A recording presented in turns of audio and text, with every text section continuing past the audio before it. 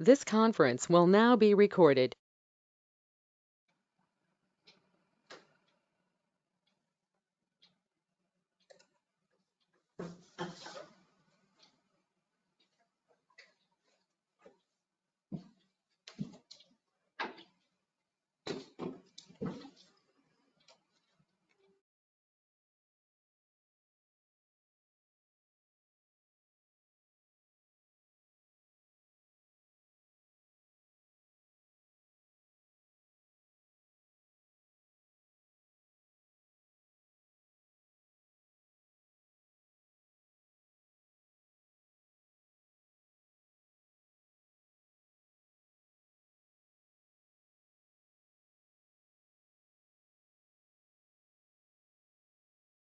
Hi, Jonathan. Hi, Colette.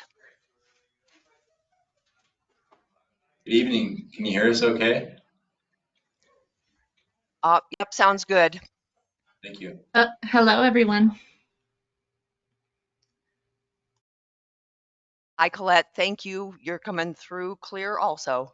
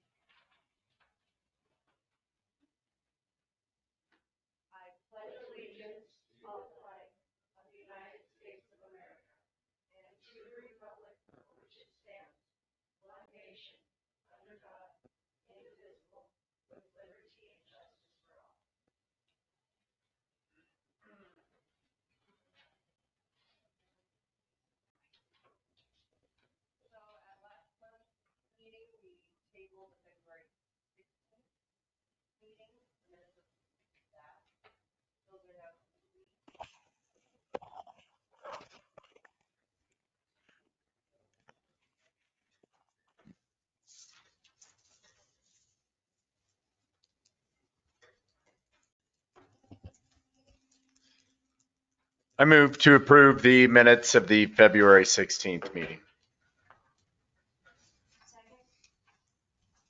Any corrections, additions, comments? Then I will call the vote. Craig? I abstain. Aye. All right. Minutes of the February 16th meeting are approved. Next, the minutes of the March 9th meeting. Let me get one all at once. I move to approve the minutes of the March 9th meeting. I second. Any additions, corrections, or comments? All right. Calling the vote. Nikki? Brandy? Aye. Okay. And then on to the 23rd public hearing meeting and work session. I move to approve the minutes of the March 23rd meeting and work session.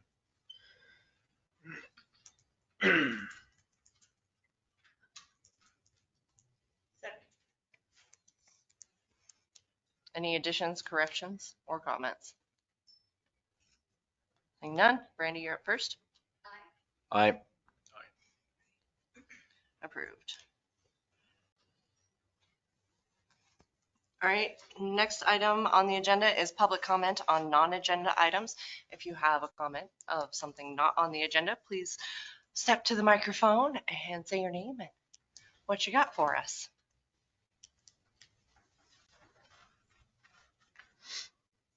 Second call for public comment on non-agenda.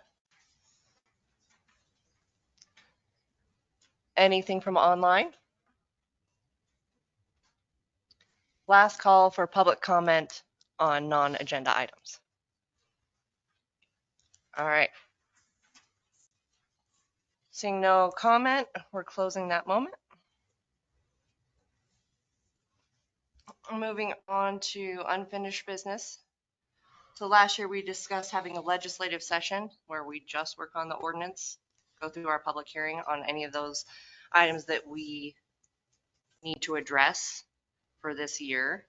I'd like to start that in May and run it through July, I think, and we'll be able to accomplish the ones that we have.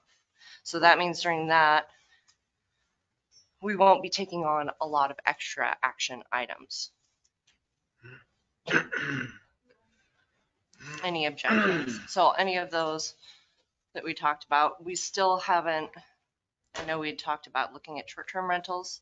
There's still actions at the state that make it, so they're almost done. They have like 15 days, so 2 weeks left in the state legislative session's over. And then we can work through anything at work session, but proceed with the ones that we've got. Sound good? I just sent an email to everyone regarding that too. All right. So if there's anything in the ordinance that anybody would like to talk about, May, June, and July are our target goals for Is that on the regular agenda for May, June, and July? well, Unless you need ordinance always has to have public hearing, so. But regular council meeting, not work session, or probably work session. It means like as far as a regular our regular meetings, we won't have a lot of extras on it because we won't have the time because we'll have multiple public hearings to start with. Currently, we have 6 that we need to go through, so. So April, May, and June. May, June, June, July. And then we'll be into budget after that. So heavy into budget by then. So that's also kind of like that. Start thinking about budget. If you need, I can contact Kelly and she can get some more training resources if you need.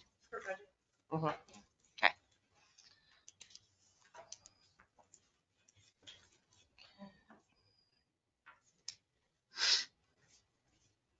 And we might do that different and break it down into a couple sections. Next, that's what we decided would work better.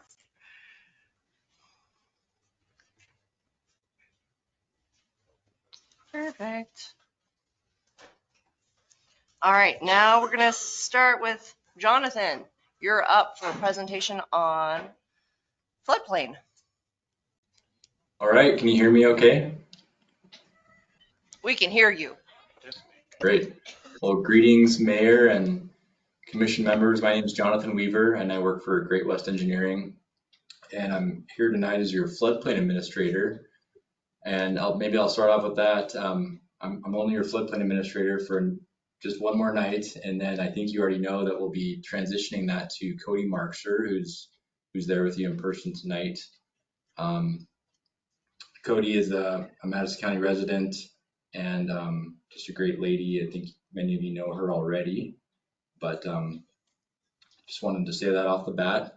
And then I'm joined tonight here in Helena, and we're sorry we couldn't be there with you. We got quite a bit of snow up here too, and just didn't want to brave the roads. So I'm here tonight with Nadine Wadsworth and Hannah from the DNRC. And then I believe that Shailia Wingard is also on virtually, also from the DNRC. And we would like to make a presentation to you to update you on the new floodplain maps that are being implemented for the county, and it does affect the town just a little bit. Would it be possible to enable me as a presenter so that I can share my screen?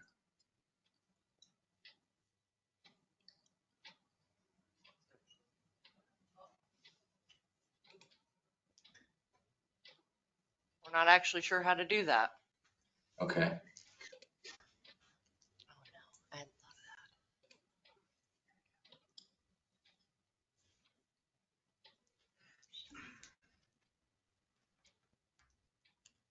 Can I call John? Let him talk for a minute and see if I can get instructions.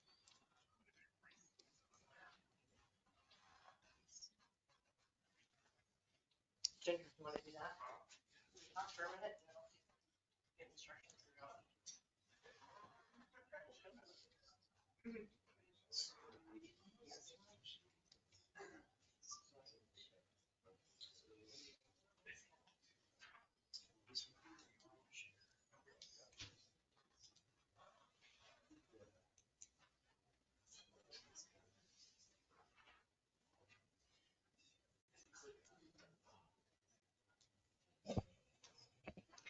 Hey, Jonathan, can you continue to present some of the information that you have while we try and figure out how to share screens with you?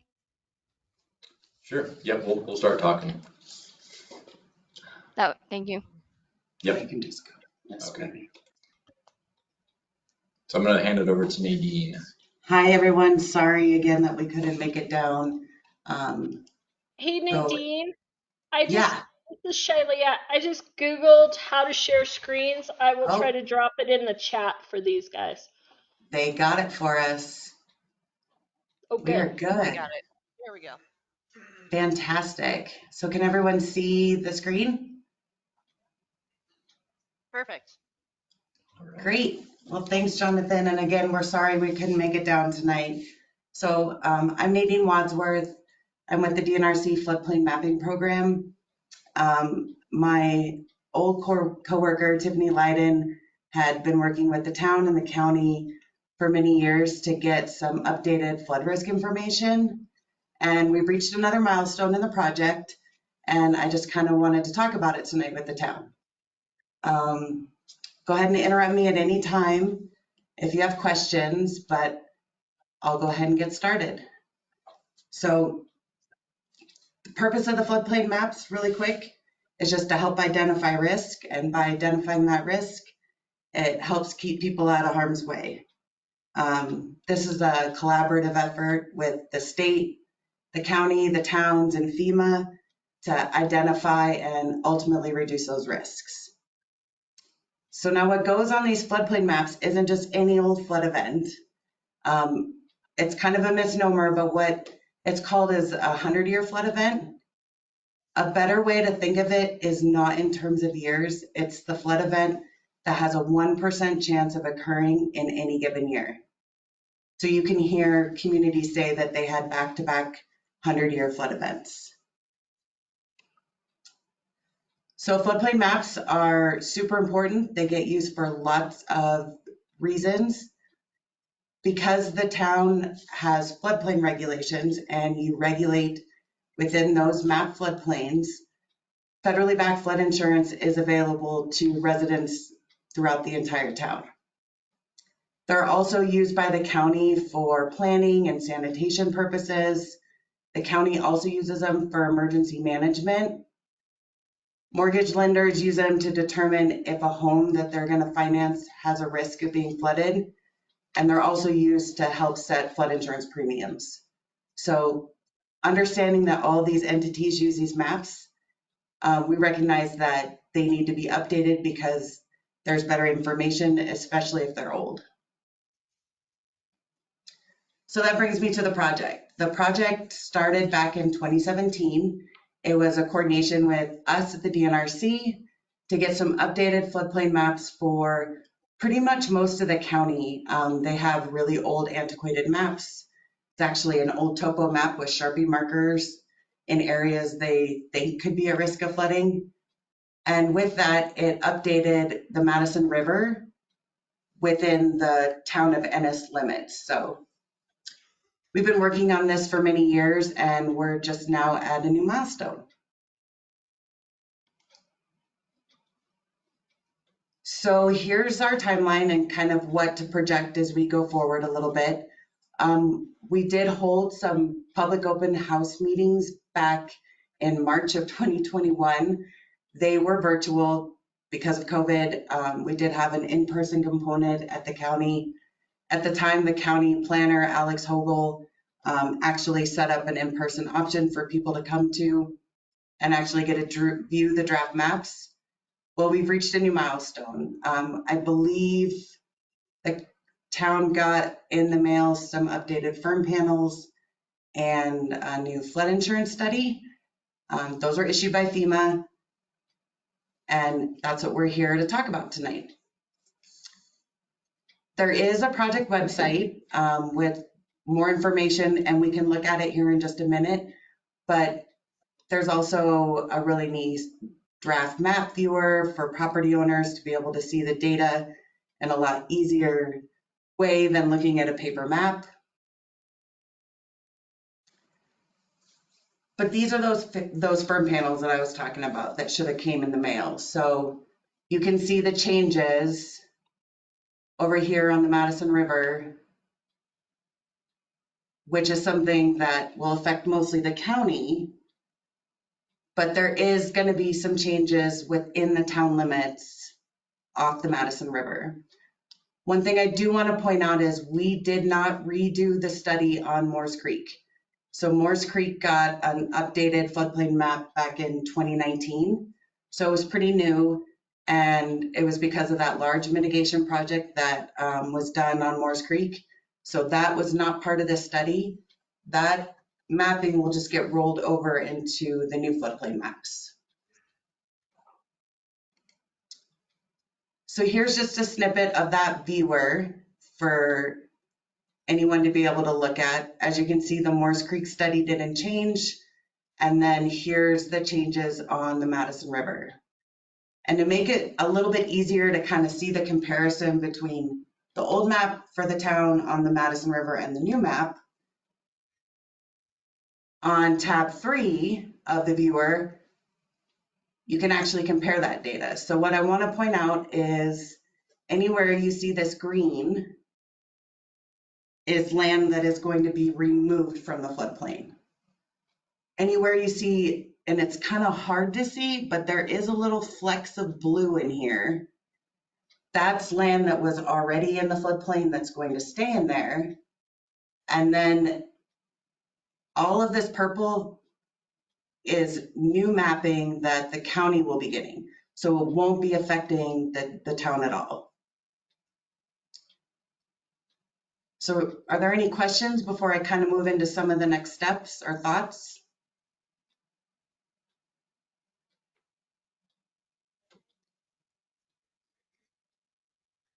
Hearing none?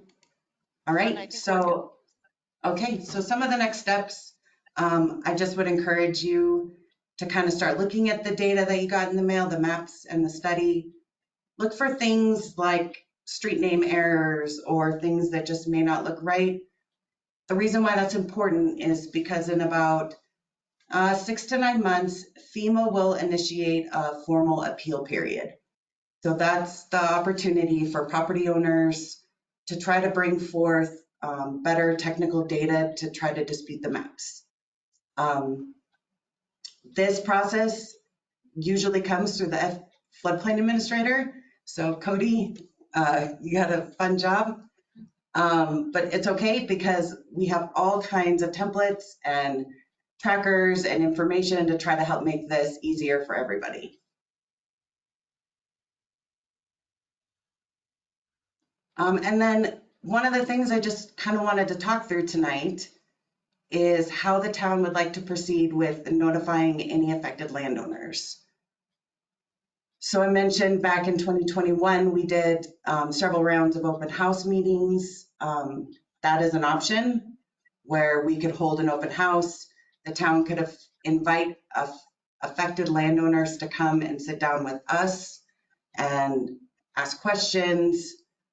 Or the other option is just sending out a postcard notification to the affected landowners saying, hey, a new milestone has been reached in the project. There is a project website. If you have questions, you're welcome to reach out.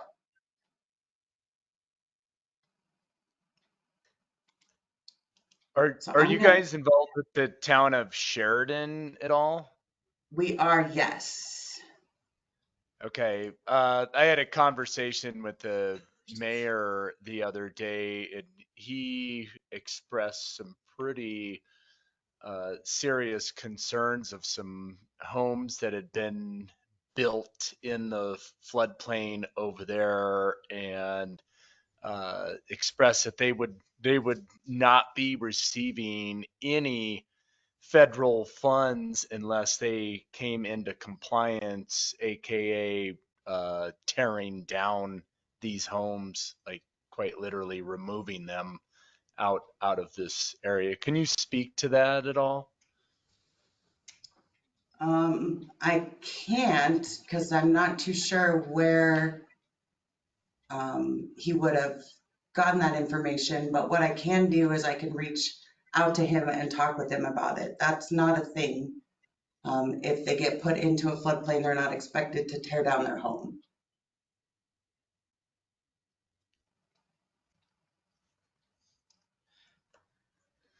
Does that, In all help? honesty, this is Shailia. I, in all honesty, I do think it sounds like it's a bit of a misunderstanding. Like Nadine said, they are not required to tear down their homes. Permitting may be required going forward on new construction. If they have a mortgage, the bank may require flood insurance. They will have to regulate those homes differently, but the homes do not have to be removed. And if he has that kind of misunderstanding, we can work with him and clear that up. I think your biggest question is, does Ennis have that situation? Do they have properties that are being mapped into the floodplain? Yeah, I actually have a neighbor down the street from me, Darcy Strignoli, has experienced the floodplain boundaries being moved onto her property. Was she a part of the Madison River study?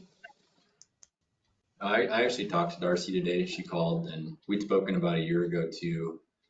And she lives on Hugel, I think just north of Hugel, east of First Street. So she's affected by the Morris Creek floodplain. Okay. And her situation was with the old Morris Creek maps. She indicated her property or her home was shown as out of the floodplain. With the new Morris Creek maps, she thinks she's in. I haven't confirmed that yet.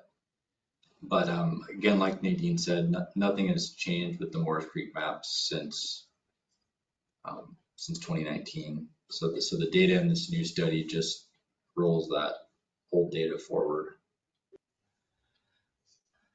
Good evening. This is James Greenbaum, the Ennis Town Attorney. Thank you so much for bringing this information to us. I just wanted to chime in here. Maybe Corey, could I restate your question? Was your question more along the lines of if you're pre-existing non-conforming, that you would simply not be able to get funding versus tearing down your structure? Could you restate your question, Corey? So basically, my understanding was that if the town did not come in compliance with these structures that were built in the floodplain, that they would not be eligible to receive federal funds.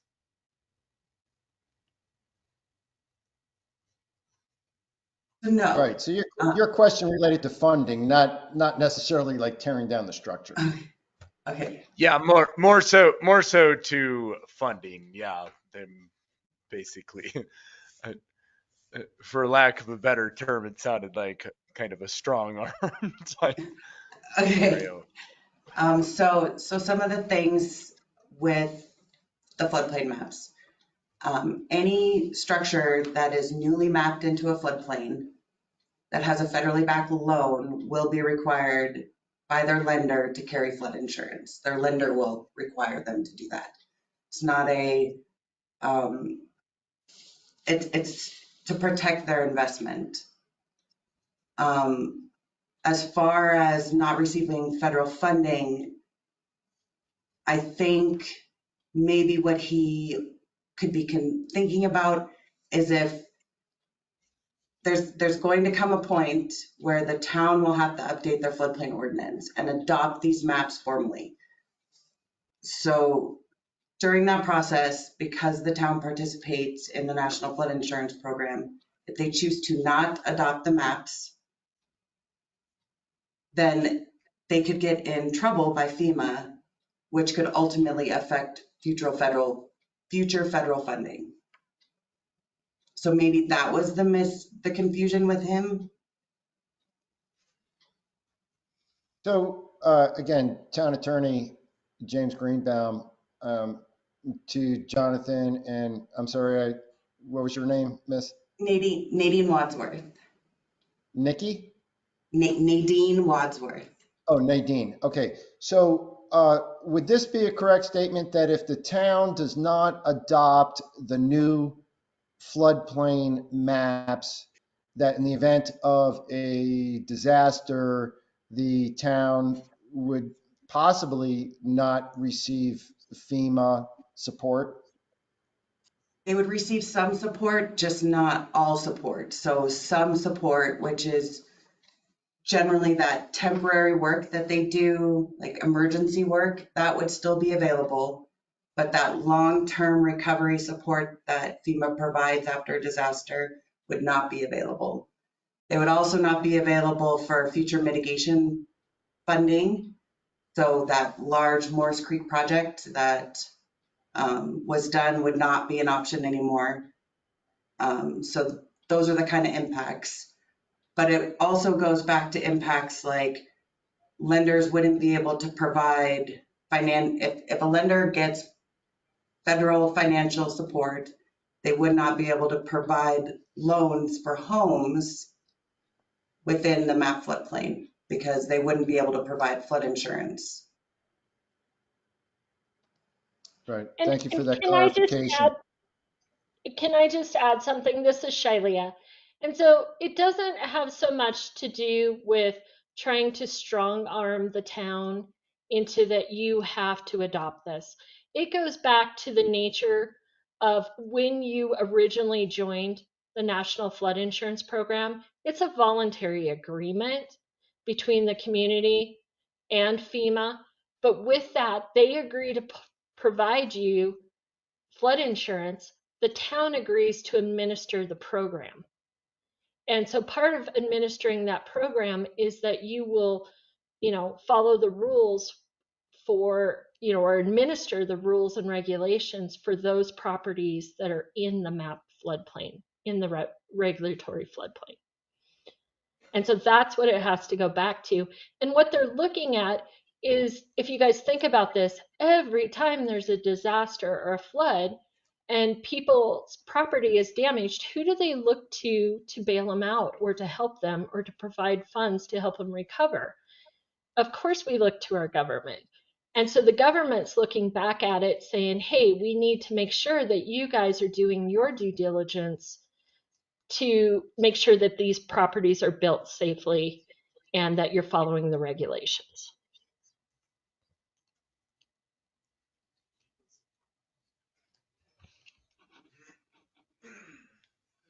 So we have to work through that section.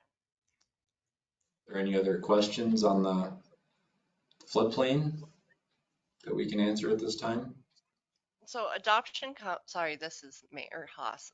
Adoption of that comes after hearings once notices have been sent out.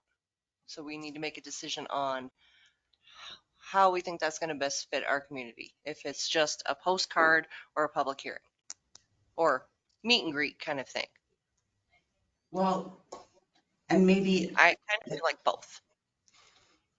we can do, I'm going to go back to this,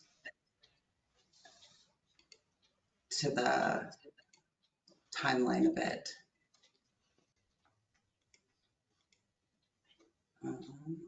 Sorry, not trying to make anyone dizzy. So we're here. So FEMA has issued those preliminary maps. What I would like to know how you would like to proceed is if we want to hold another round of open house meetings. So this would just be an informal meeting, not informal, informational meeting for property owners to come and talk with us and get their questions answered. And ideally, it would be before this official 90-day appeal period, which we don't anticipate for 6 to 9 months.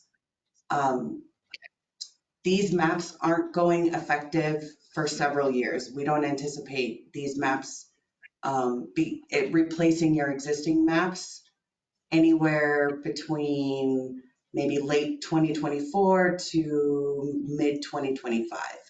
So we're still quite a ways out before these maps will become your new maps. Okay.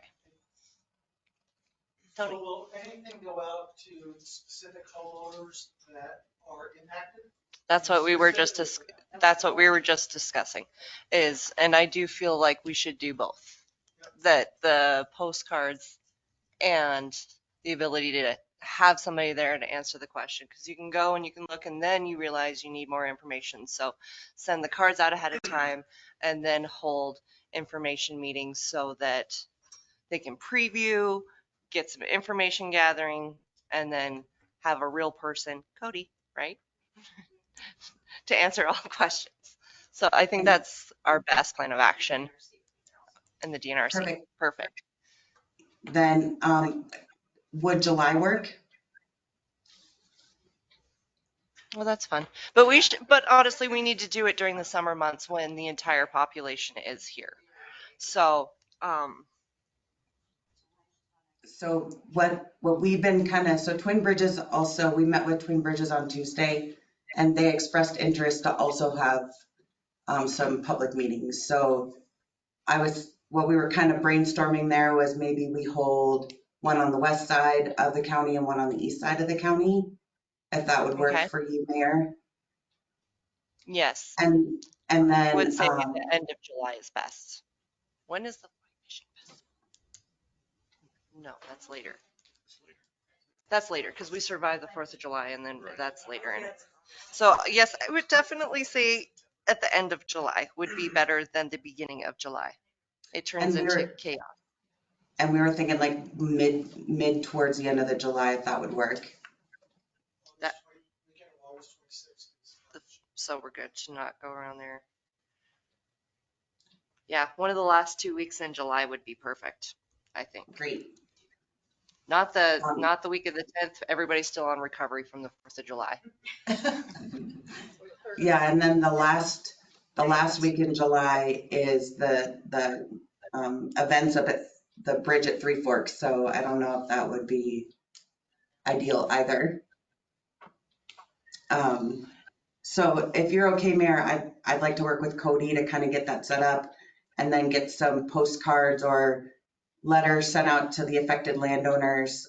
We have a list that we compile to make it easier so you guys don't have to try to figure out whose house it is, that we can start working on. Perfect. So those are the addresses with the new, not the So original, not the 19 Morse Creek. Is that correct? That would be correct. Okay. We would only be inviting those from the Madison River floodplain. Okay.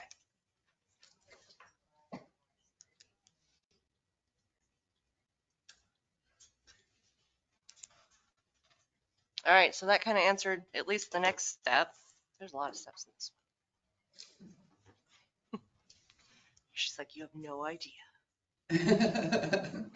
Well, and then the appeal period is something we will just work with Cody on to get all the documents and templates ready. The project website we maintain at DNRC for you. I would recommend if you have a town website to share the link on there so property owners can find it easy. And I'll get that link over to Cody so that the town can have it. Perfect. We'll post that to ours as well.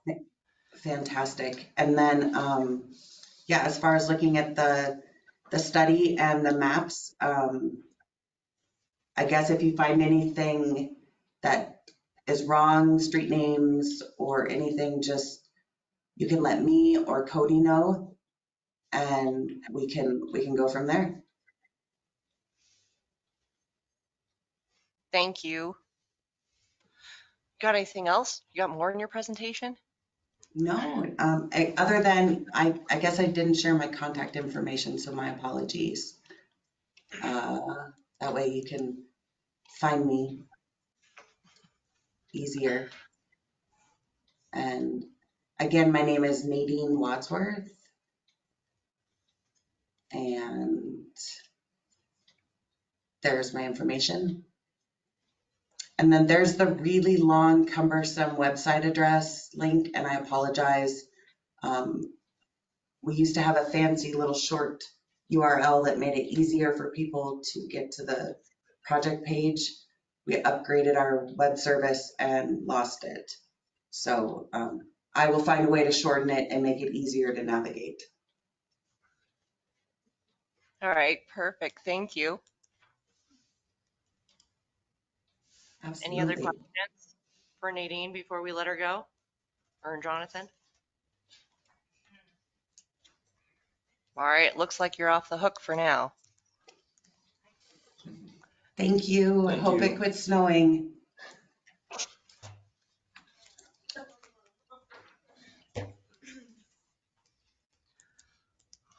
All right, now on to Colette for kind of our pre-public hearing on the wastewater report. Yes, and I'm going to share my screen. Also, I don't know if you guys were able to get it, but I did email over kind of the draft content that I was going to go through.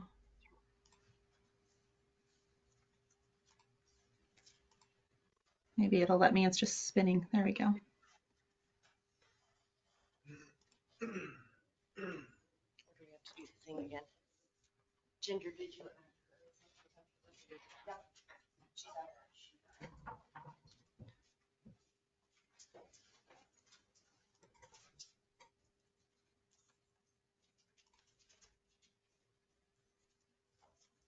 Okay, can you guys see that report right now? Okay. Not really. It's I don't there. I can't read. yeah, I don't expect you to probably be able to read it. It's not really a presentation. It's mostly me just talking. But it is available electronically if Ginger can email that out or print it off or whatever you guys would like. But mostly I'm just going to, so last month we were there, I don't know, 3 weeks ago maybe, talking about the water system, PER. And so today, real quick, I'm just going to shift my screens around here, hopefully. I can. Okay, so today I was just going to update you on the wastewater system. As you know, we're also doing a preliminary engineering report evaluating the wastewater system as well. So I'll just kind of cruise through this and feel free to shout if you need to stop or ask a question on anything specific that I'm talking about. So basically, we kind of went through the same with the water system. We're completing a preliminary engineering report, several objectives to the PER. The main objective of this one is to provide you a thorough analysis of your existing wastewater systems. We're going to look at any issues you might be having or could potentially have down the road, and what are some potential solutions, and where do we go from here. This, as with we discussed with the water project, this document is required to support any funding applications you may wish to pursue down the road as well. So I guess, to start with, I guess the project planning, we try to look at what the current population is that you're serving, how many users you have, and then project out what the population is going to be 20 years from now, and try to make any improvements that may result from this analysis sufficient to support not just the existing population, but any growth you might see down the road, so that you're not having to come back and do another project 5 years after you finish one that could result from this analysis. So in this instance, I pushed the design year out to 2046 just because I was figuring any potential construction, if you were to apply for funding, might go into 2026. So I did the 20 years from that date. Also, the other thing you'll see further on when I talk about the flows, you guys, the wastewater system has a discharge permit, and in that permit there is a flow of 240,000 gallons per day that you can discharge. And so I kind of equated that back to a population as well. And that would actually be what we would probably use as our true design population, because we wouldn't want to reduce that flow that's allowed in your discharge permit. So we'll talk about that a little more in a bit. So if I project from now out to a 1% annual growth, similarly to how we did in the water system PER, I come up with a population of just under 1,200 people, 1,188 people by the year 2046. So first thing, talking about your guys' existing system, one of the first things we do is analyze flows, and it's been a little bit tricky. Some of the data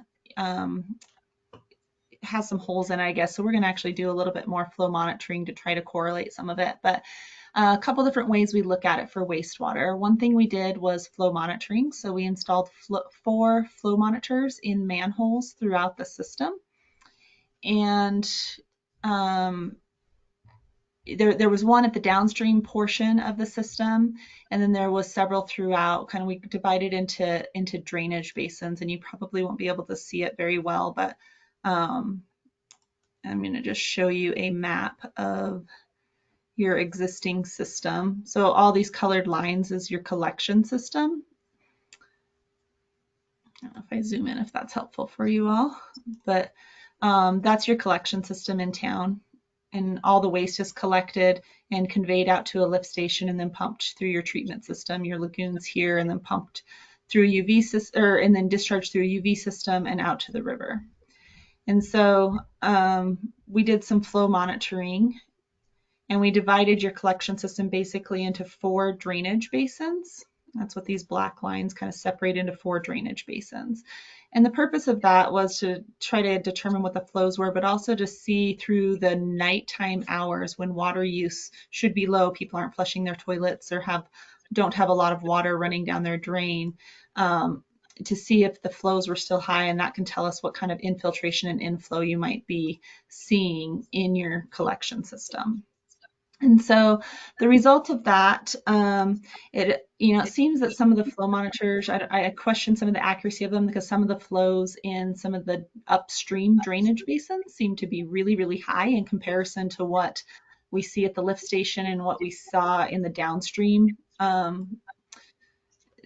flow monitor. And so we're going to do some checking. Actually, I have an engineer coming there tomorrow to we're going to do some additional monitoring this spring, just to kind of verify a few things. But the downstream flow does align well with winter water use. So that's one other way we look at flows for wastewater. In the winter, we figure much of the flow in the wastewater system, is similar to what users are using from your water system, because nobody's irrigating, nobody's sprinkling their lawns or anything like that. So most of the water use they have is being flushed down the toilet or put down a drain somewhere and getting into the wastewater system at some point. So in the flow monitoring, we came up with a flow of around 73,500 gallons per day at the downstream point of your system before it gets to the lift station. And the winter water use, based on some meter data, is right around 72,000. And then, so those are actually pretty close together. And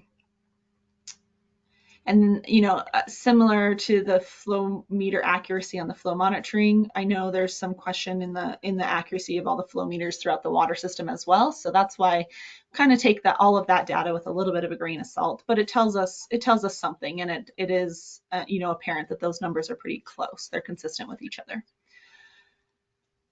The other thing we looked at was lagoon influent and effluent records, mostly influent. I guess I don't know why. I don't really need the word effluent there, but influent lift stations. So we looked at the pump hour data and came up with an average of around 143 gallons per day. We had an engineer out there with Eric who did a drawdown test where they let the wet well fill up and timed how long it took to draw it down and the distance that it drew down. And then we were able to come up with a pumping capacity, or a pumping rate. And then we compared that to the pump hours and found that they were pretty accurate. So I felt like this was a pretty reliable number. So the flow is around the influent daily average is around 143,000 gallons per day. So that's a little bit higher than the 70,000 gallons we were talking about with the meter data.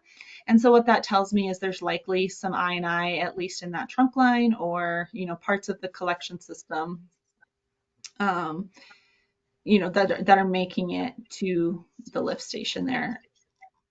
So, and particularly when I convert that to a gallons per capita day the 143 gallons per capita day. It comes out, and we'll talk about this here in a minute, but it comes out to about 156 gallons per capita day. Actually, I show that right down here. And so the EPA, kind of the rule of thumb, if you're anywhere, if you're over around 120 gallons per capita day, that's generally thought that that is the excess of that is infiltration and inflow. So that's groundwater infiltrating the system or surface water runoff or runoff from the surface into maybe through manholes or other ways of water that's not wastewater being introduced into your system. So, so we came up with design average flow of around 143 gallons per day. Again, the lift station drawdown test kind of confirmed the accuracy of that pump data. And also your permitted discharge, as I referenced earlier, is 240,000 gallons per day. So anything we design for in the future, we would not want to design for anything less than that, because you don't want to have to reduce that. That's already permitted, and you want to keep it that in case you see additional growth or start having additional flows for whatever reason. And that's what your system was designed for too. So using that influent data, basically DEQ has an equation we can use to determine a peak value. So we can look at some, assumed peak hourly flows as well. But we can take the average flows and divide it by the population to come up with a per capita day flow. I mentioned that 156 gallons per capita day. I can then apply that to a projected population. And I typically will apply that. I'll take the existing flow, and then for the future population, we can apply the per capita day flow to that future population to come up with future flows. That all stays less than your permitted flows. So again, your design flow would still remain at that 240,000 gallons per day. So just a quick summary of what your system consists of. I showed you kind of the map earlier, but you've got a collection system. It's got some HDP and PVC pipe throughout it, but it's primarily asbestos cement pipe, which I actually thought was unusual. A lot of times we see clay tile pipe. But I think Ryan, one of the engineers in my office, was out there with Eric and did confirm it's asbestos cement. There's about 12,000 feet of that throughout the collection system, and I think it's mostly all original piping throughout the system. There is around 185 manholes throughout the system that I understand to be generally in pretty good condition. And so one of the big things we look at is pipe condition and the infiltration and inflow, the I&I, and like I talked about. And so this is where I said, flows greater than 120 gallons per capita day are assumed to be I&I. And so the lift station, based on that lift station data, we, determined there might be around 26 gallons per capita day, which is about 25% of your flows attributed to I&I. It could be more than that. It could be less than that. These, it's not super dialed in, but it gives us kind of a good picture of what can be happening. I know there's some sump pumps throughout the system. I know there's some high groundwater periods throughout the year. So it makes sense that there's probably some I&I getting into your system. At this point in time, it's not. Does somebody have a question?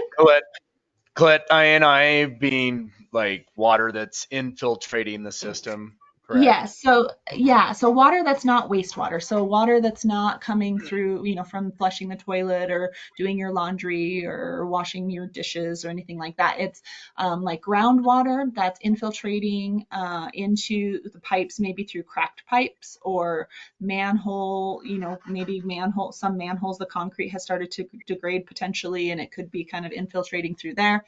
Or inflow where the water's kind of run, might have a big storm event and water, maybe your manholes aren't sealed at the top, or a lot of manholes have a hole in the lid and some of that water gets down into the manhole. And so it's water that really you shouldn't have to treat. So if you have really excessive I&I, it can start to cause your expenses to go way up, because then you're pumping all of that water at your lifts. It's getting into your lift station. You're having to pump way more water. If you're having to use chemicals or your treatment, you're having to treat a lot more water than you normally would if you had I&I under control. So in last year, this was a big spring topic that we talked about, was people using their sump pumps and dumping them straight into our sewer system. do you know what other towns do as far as communicating that to individuals to ensure that we don't have somebody who just popped into town and their basement's all flooded and they're just doing it anyways? Yeah, I Do you imagine you probably already have homes that have their, sump pumps connected directly to the sewer system. That's not uncommon around Montana. It's no longer allowed. Like, DEQ doesn't allow it when you're designing new sewer systems. But, most communities I work with will have ordinances in place that don't allow it moving forward. It's a little tricky to get rid of the sump pumps. It's good to educate people as to why it's important not to have them connected to the sewer. Where it gets tricky is what else are people supposed to do with that water? And I mean, some of the larger communities have, storm sewers, and so they could go into the storm sewer. And I don't know that Ennis has a real extensive stormwater system, and so I don't know that that's a real option. So a lot of communities don't do a whole lot about it because the homeowners don't really have any other choice, and it's kind of already there and it's already happening. But I think public education is the good first step. Educating people as to what issues it can cause in your system, and then making sure it's not allowed going forward, and then trying to encourage people, if they do have other options, to disconnect those. But it's a challenge that not only Ennis faces. Tony? Did she say that, so with the normal water being pumped out at 70 some gallons per minute, but with I&I, it's up to 140, so double, which is going through so two times No, our. no, I'm not saying that's a direct correlation. I am suggesting, what I did was took that ebb and flow and converted it to a gallons per capita day, and then look at typical values you see for users, around the state, around the country, and what EPA guidance is, which is about 120 gallons per day is more normal. And once you get above that, they consider that excessive I&I. And so that actually equates to about 25% of the flow that you're seeing. I thought you said 70 something was what you monitored, and then the second monitoring was 140 something. Yes, I did say that, but then I also said I question the accuracy of some of the meters, both in the water system as well as the flow monitors used on the sewer, on the flow monitoring. Sometimes those aren't calibrated correctly. Sometimes we get them from the rental agency, and sometimes we get some wacky numbers. So we are going to do some additional monitoring with our own meter as well, and try to verify those. But it was interesting to me that it was very similar. I mean, the 70,000 gallons per day, both when you look at winter water use as well as the flow monitoring. So that is kind of coincidental if they're both having some accuracy issues. And so that would indicate that there could be a significant amount of I&I in between the downstream manhole and the lift station, in that kind of trunk line into the lift station. And I think that area down there is susceptible, and Eric can probably confirm, or the town, anybody from the town could probably confirm, but I'm pretty sure that area is susceptible to pretty high groundwater. When did we do what we said We did it winter, in but June. when? No, we did the flow monitoring in June of last year. And that's why I've waited to do it, because I want to do it again in the spring to do some more flow monitoring. It's just a good time when there's runoff. And I was just making sure it wasn't like January when we did it, because that was not great no, last year either. no, I believe it was June was the date of it. That would have been very inaccurate as Yeah. going into it. Every time it gorges, those numbers will double. That's kind of what I expected. They'll come close to it when that gorges. I'm not sure if somebody's asking a question. I can't quite hear. No, we were talking about the numbers are always going to be higher when the gorge is peaked, because Yes. yeah, Yeah. river has a lot of flow in. Yep. Yep. Yeah, it's definitely likely seasonal. I think it's probably more related to ice jams, high groundwater, high flows, runoff, all of those things. So So actually in the winter, you do see some high I&I in probably some portions of your system when the ice jams cause some issues for you. All right, that's cleared up my Okay. question. All right, we can move on from that. So the other component of your system, the lift station and the force main, generally in pretty good condition. Like I said, we did a drawdown test. It looks like the accuracy of the pump hour records was really good. You know, didn't see any significant issues with all of that.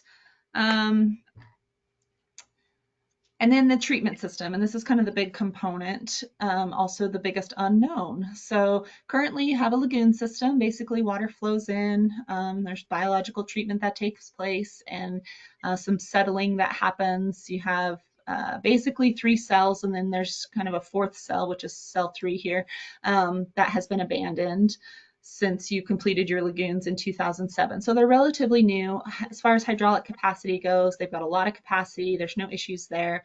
There's been some issues with algae growth and some BOD and TSS, but from what I can tell, there hasn't been any violations this last year. So I think Eric has done some, you know, optimized his operations to help improve that situation. So no real significant issues with the existing treatment system. You go through your UV system, you discharge, generally in compliance. So where it gets interesting is when we start looking at your discharge permit. So currently your discharge permit, you're operating under a discharge permit that has been administratively extended.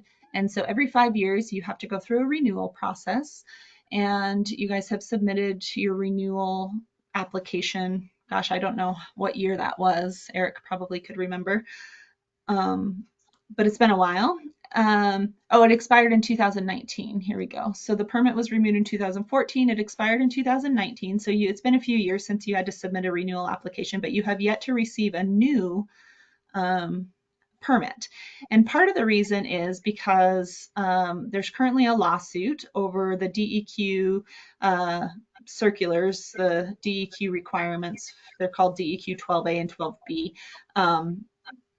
Which has all the nutrient standards, and that is actually going away, being eliminated by Montana Senate Bill 358 because there's a lawsuit. And so there's going to be some new guidance for nutrients put forth by the DEQ. And so we do have staff who sit on the nutrient work group to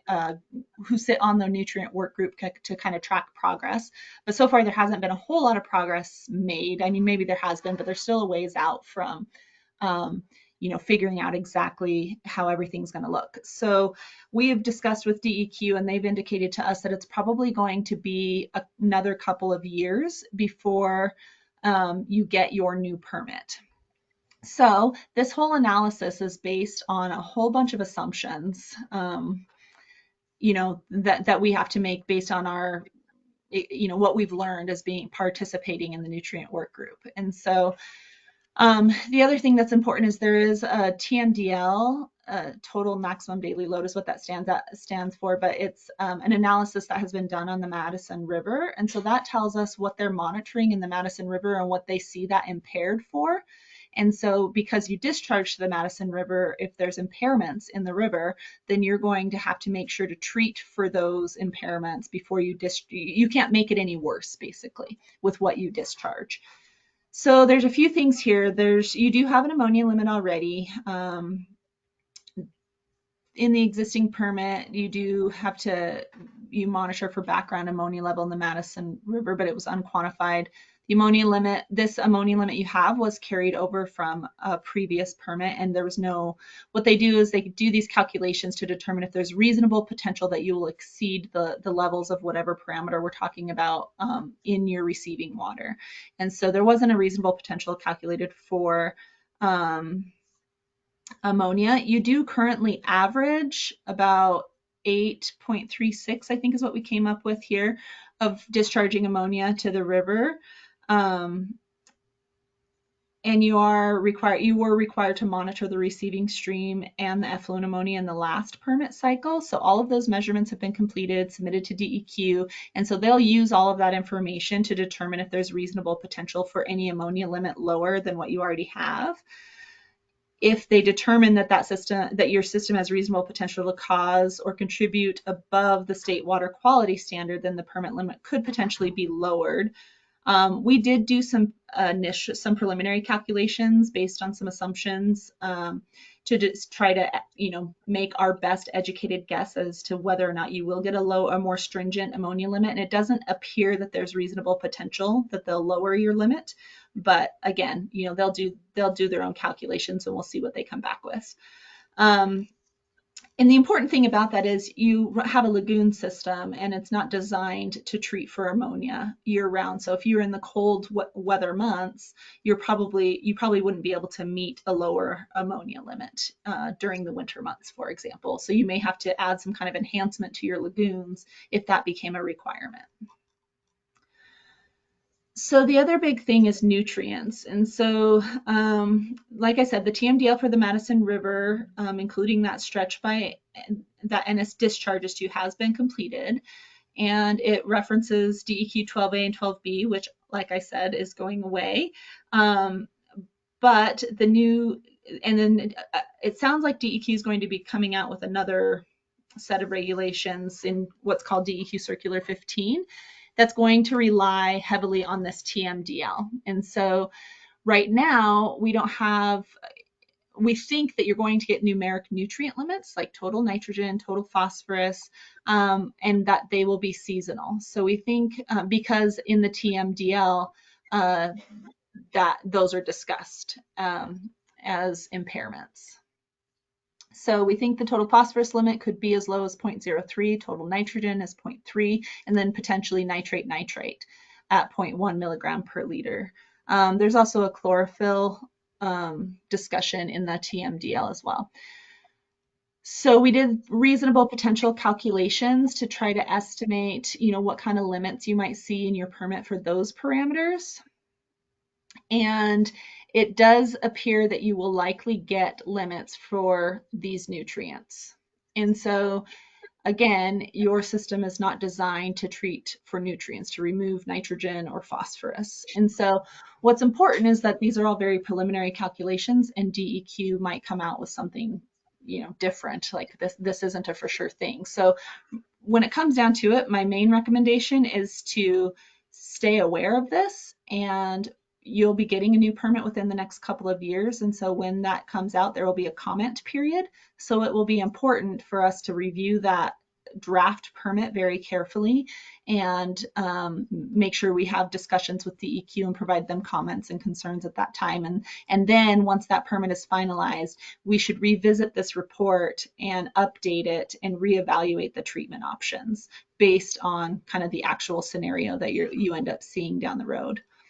And this applies to the metals as well. Similar to the nutrients as metals, their arsenic, copper, iron, lead, selenium have all been detected in the Madison River.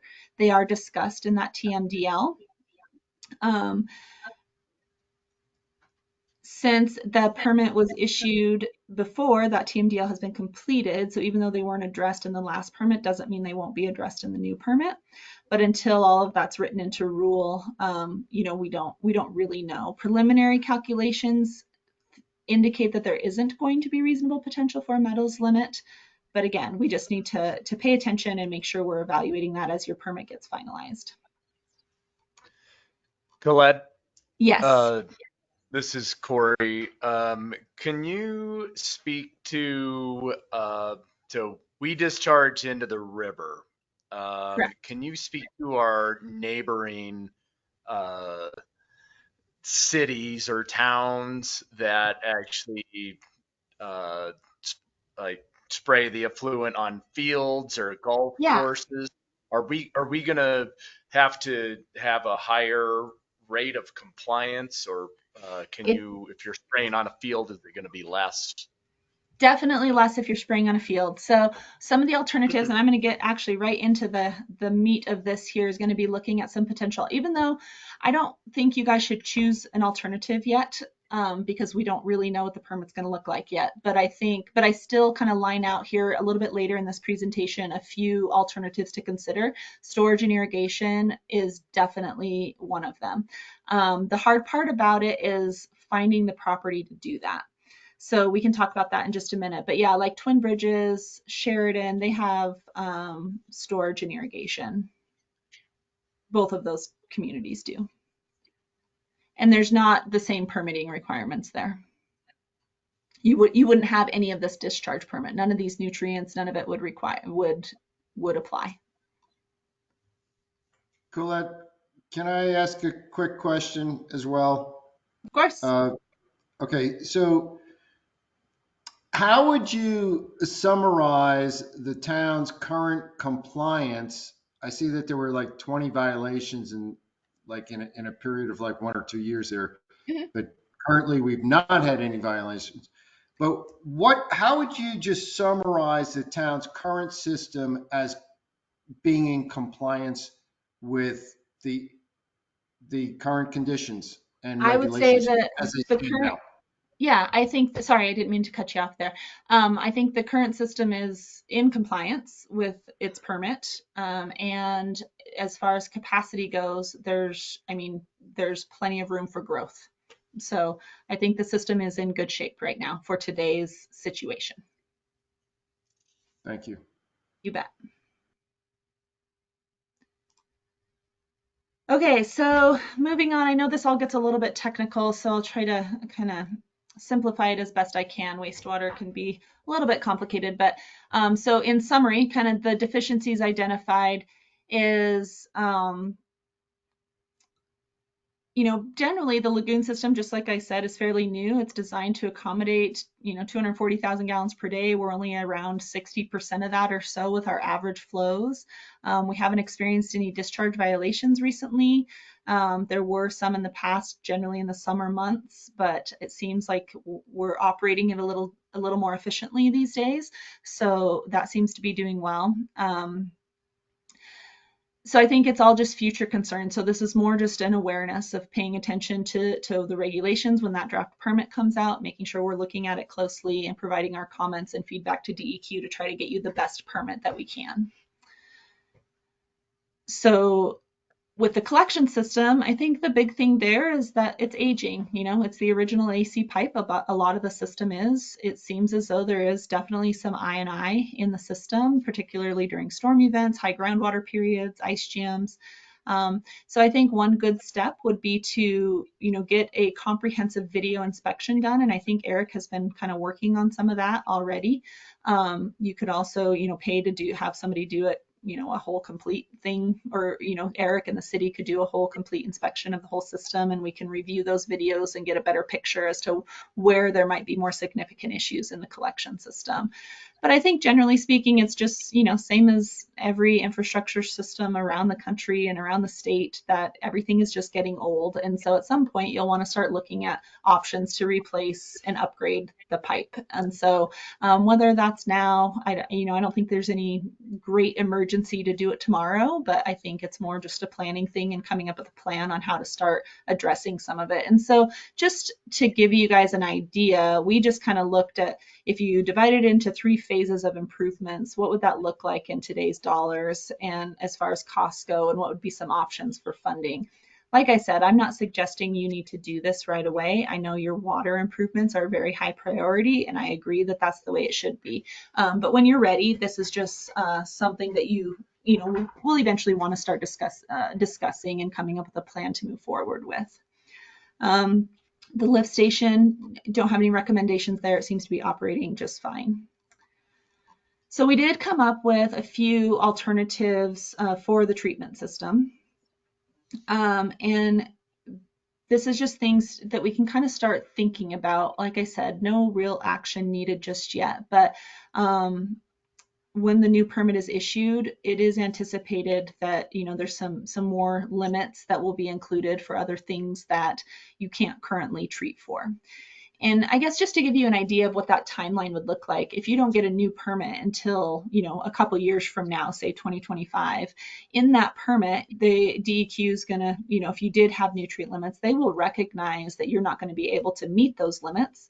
And so then you'll enter into an administrative order on consent, and they will give you a compliance schedule.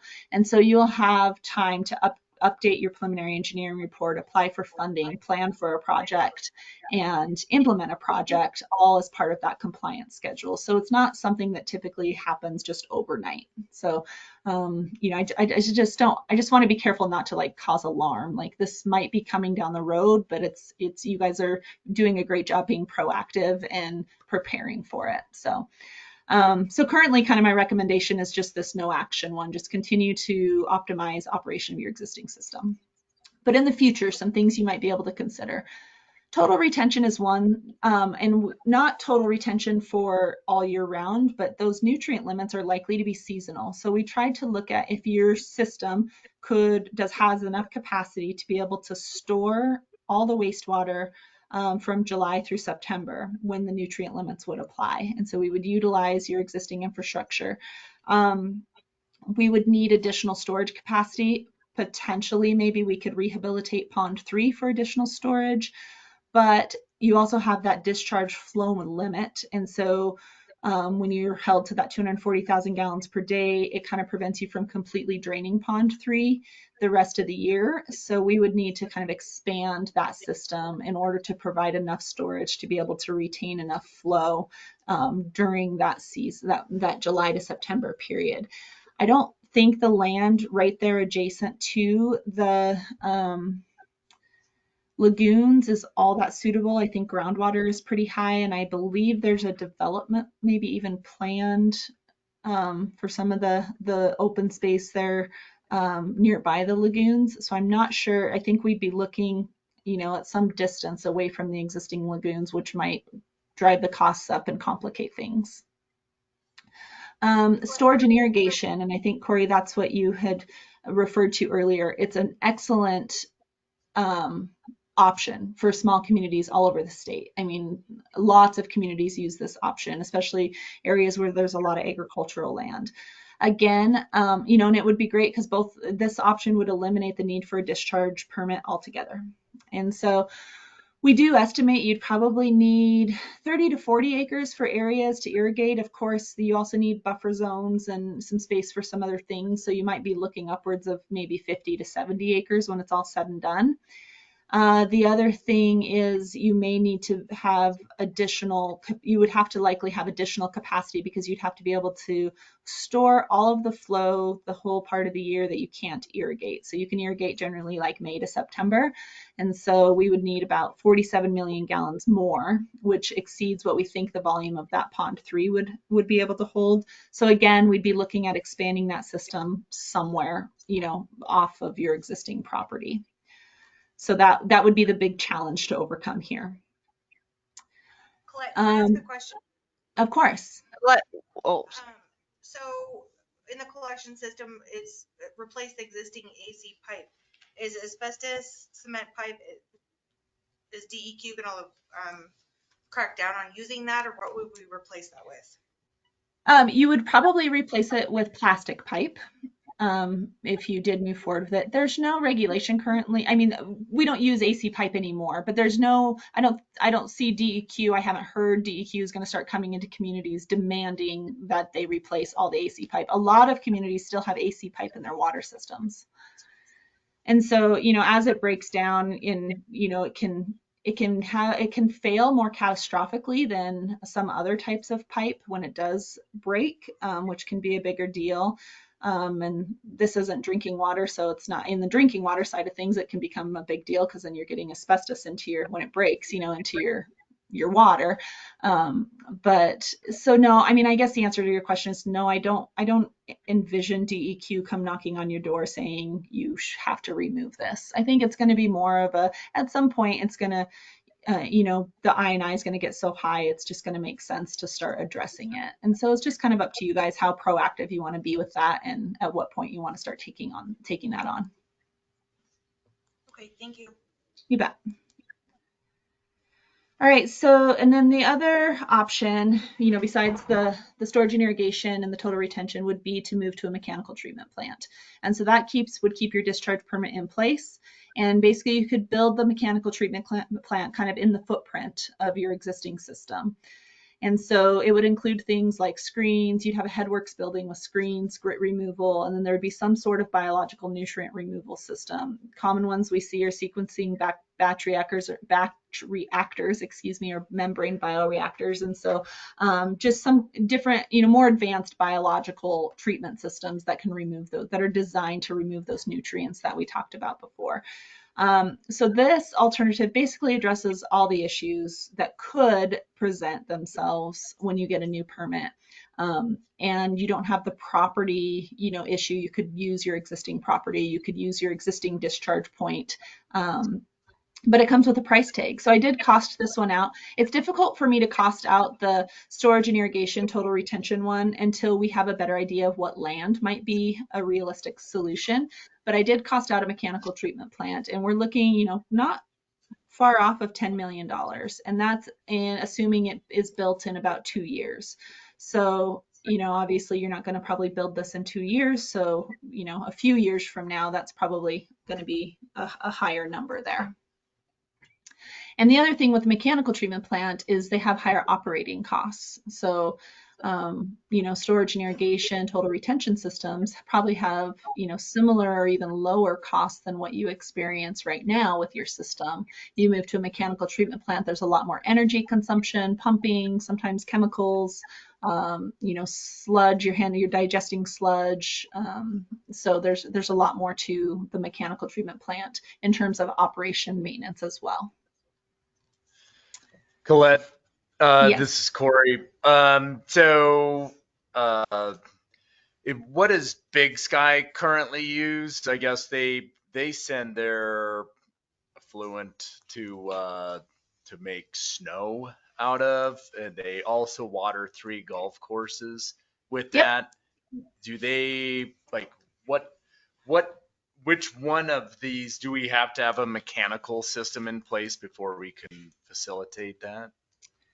You don't necessarily have to have a mechanical system in place. I don't know about the making snow. I guess I don't really know anything about that. In Fort Benton, as an example, they use their irrigation. They irrigate their golf course, and so there's some additional disinfection, and they have a clarifier, and there's a couple more steps. But generally, they have a lagoon system, and then we just added some additional disinfection, and I don't recall all the steps their system has, but I think they have clarifiers, and they might chlorinate or UV. They might do both. So that's how they use some of their irrigation water, is to water the golf course. And I did make a note of that. That is something that I think, if you wanted to go to a storage and irrigation system, you could explore that with your golf course there in Ennis too.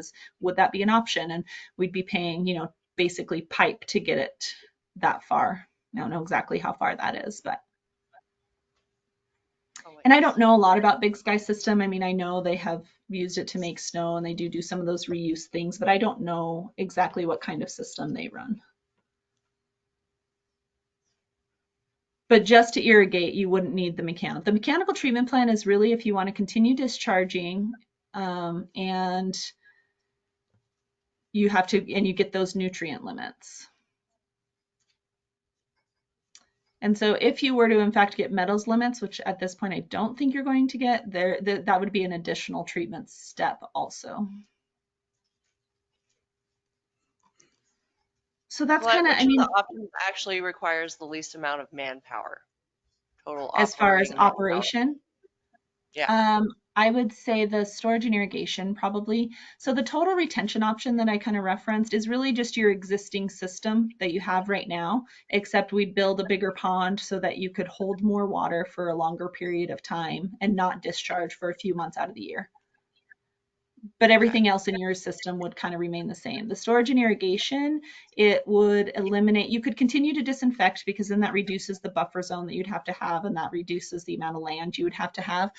So you could continue to use your disinfection system, but really, I mean, there's not a whole lot to it. You just have you probably still aerate, because that keeps down odors, and then you'd have some settling, and then you'd pump the water to a field from May to September, and the rest of the year you just let it sit in the pond. Okay.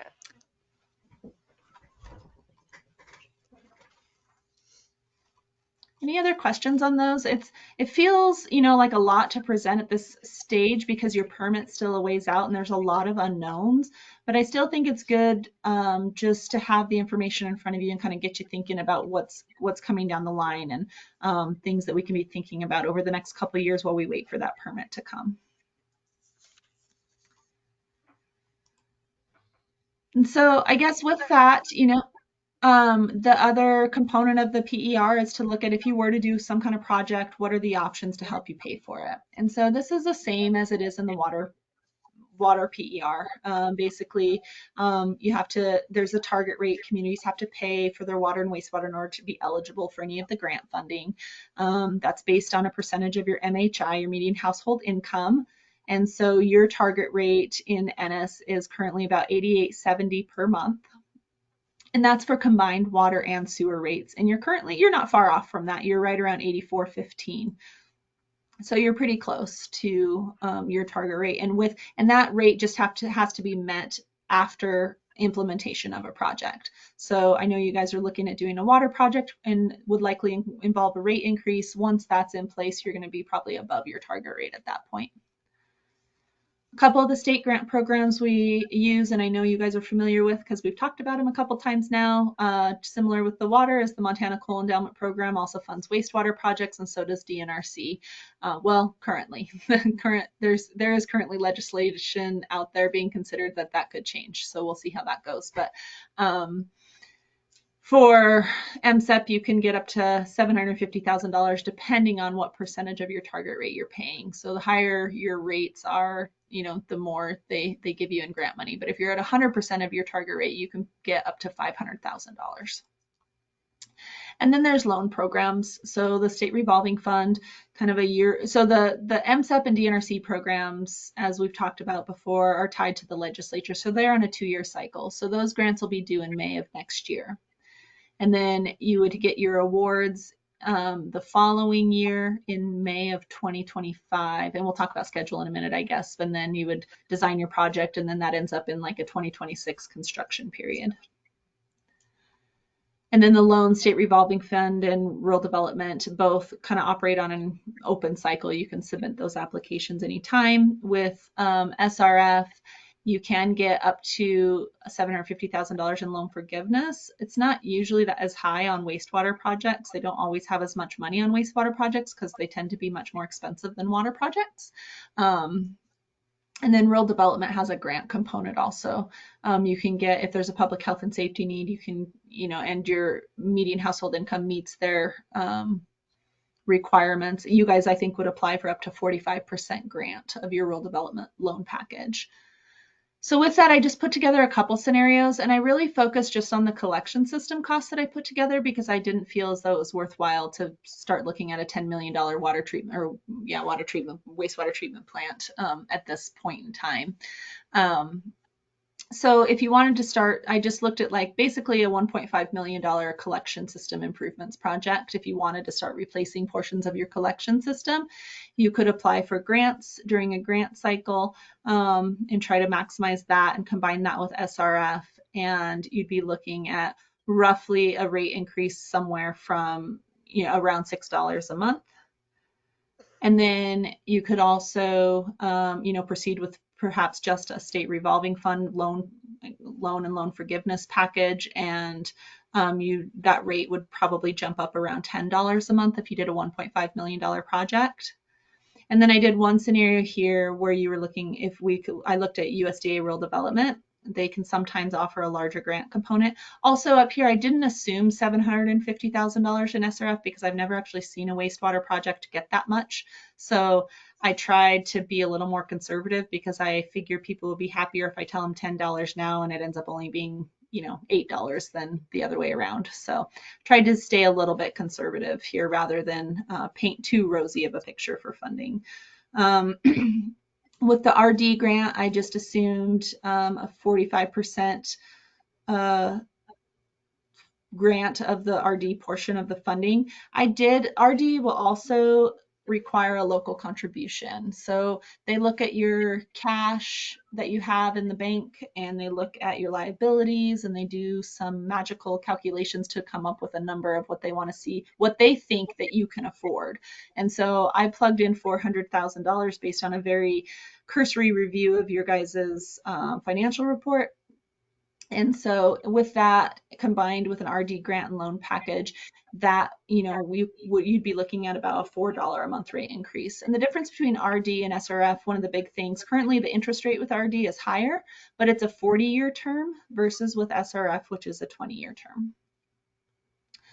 So those are just some potential kind of funding options for you if you were to proceed with a project to start replacing your collection system.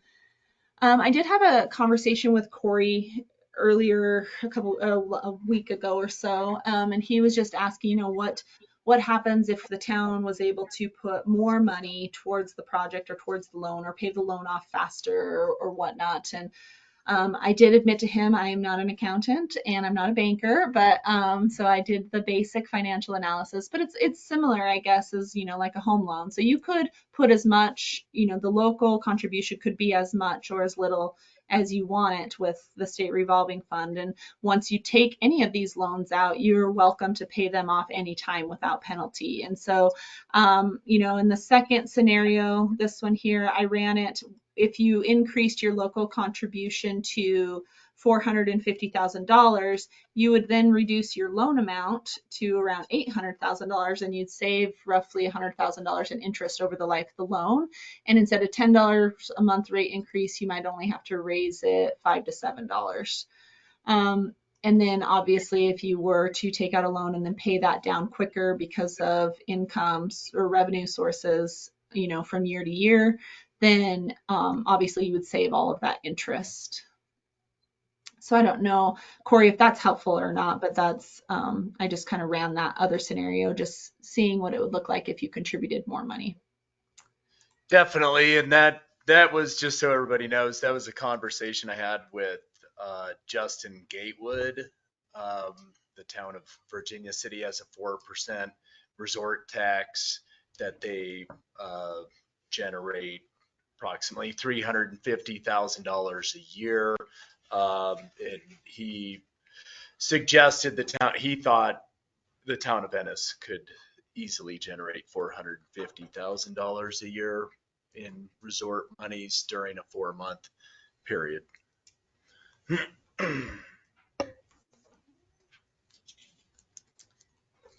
Okay, and so I guess, to go from there, basically it just kind of depends on what you all want to do.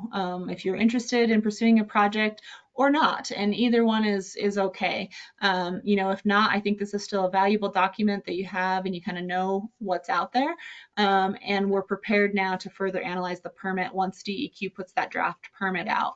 If you do want to move forward with a project, basically we should still hold a public hearing and kind of go through all of this again in a more formal public hearing with a presentation and everything.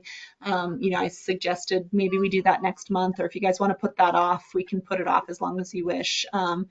And then basically you guys will need to decide on next steps, but we would finalize if we did hold the PER next month, then you guys could decide on how you want to proceed for sure.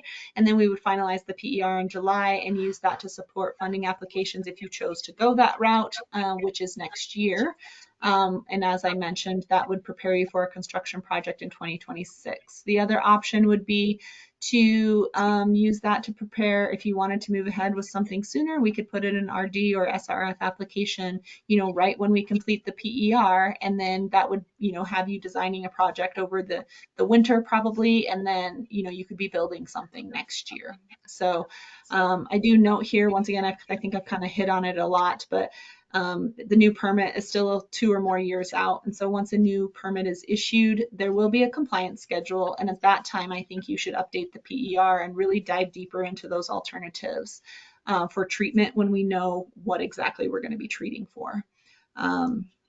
One thing I think this brings to light is there's likely some improvements needed down the road. And so, one thing to consider is trying to get your rates in a place where you could, do something incrementally or a little at a time, just in anticipation of a larger project or a larger need down the road.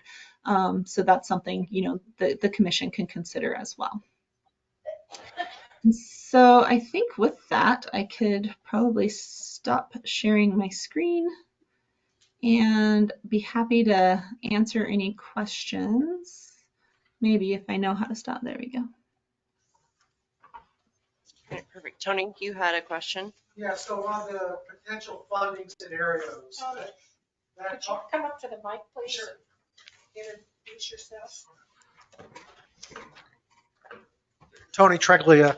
On the potential funding scenario 5.5, that's for the 1.5 million.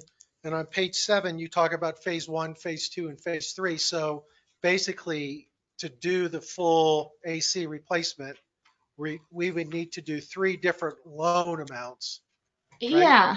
Yeah. So what I did there, a lot of times it's just not financially feasible to try to replace the entire collection system in one project. There's benefits to phasing a project in that it allows you, if you're applying for grants, for example, it allows you to kind of leverage multiple cycles of grant funding to put towards your project. And so, those are a couple of the reasons. And taking on a massive project replacing the entire collection system is just not something that a lot of communities are ready for, both financially, and it's a lot of work on the operators, those kinds of projects. And so it's not uncommon to phase those projects. That's often driven, by the financial aspect of things. And so that's why I presented it that way. It certainly would be worth looking, if you were to do it as one project, there's benefits to that too. You get it all done at once. You have a brand new system, the contractor's in town, and then he leaves, and doesn't, when you do phases, seems like you have a construction project going every year for 10 years or however long it takes. And so you could certainly look at maybe putting together a larger rural development or SRF package where you increase your loan amount, but your grant amount would also increase too, because that's calculated, that's like a percentage of the overall funding package, particularly with rural development. So yeah, you could certainly look at doing a larger scope, rather than phasing it.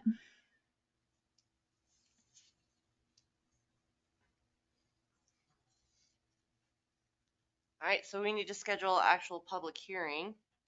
And I think we should do May so that we can finalize it. Yep. And go from there. Any objections to May public hearing? Okay.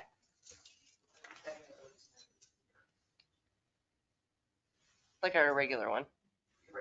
Yeah. Yeah. And I guess if there's any time for discussion, I don't know if any of the commissioners or you, Mayor, if anybody wants to see this taken a different direction, or do you kind of understand where we're coming from, or if there's any feedback like that will, you would like to see added or, taken a different direction, that's certainly helpful for me as, then we prepare to present it again kind of in its final form to the public. I think from our end, it's just going to be, I would think that we would look at more land exploration, because long term, I don't really like the $10 million plant that's expensive to run on a continuous basis. It would be more efficient to look at land that we could store, irrigate, I would think. Yes, and I would love, I was just trying to share my screen again. It doesn't seem to want to let me. It's just spinning the circle of death here, but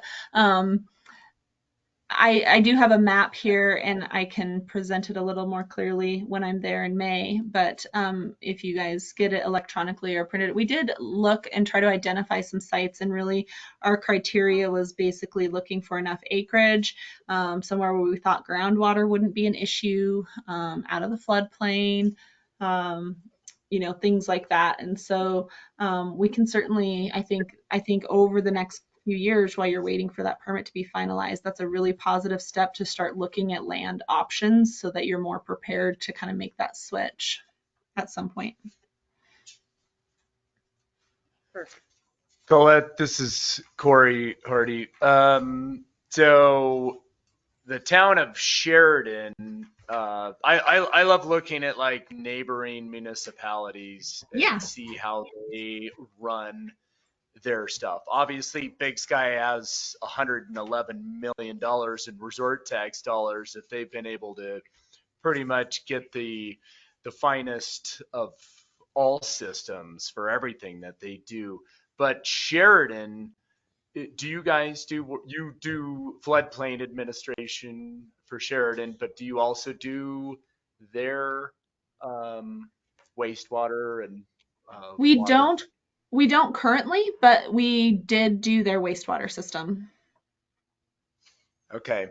And correct me if I'm wrong, they've completely overhauled both their water system and wastewater treatment systems at the same time.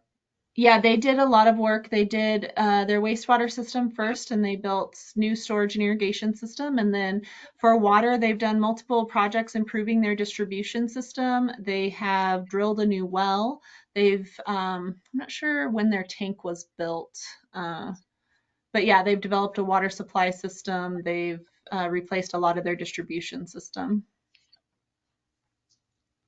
Okay. And that did that not have to like they waited a little bit too long for their system and had like a massive failure? Am I correct on that? Or I do not know that. I don't know the answer to that. I was not the engineer on the wastewater system, and I don't recall hearing about a massive failure, but it could have been before I came to work here. I don't know. I wasn't the engineer on that okay. wastewater system, so I'm not sure.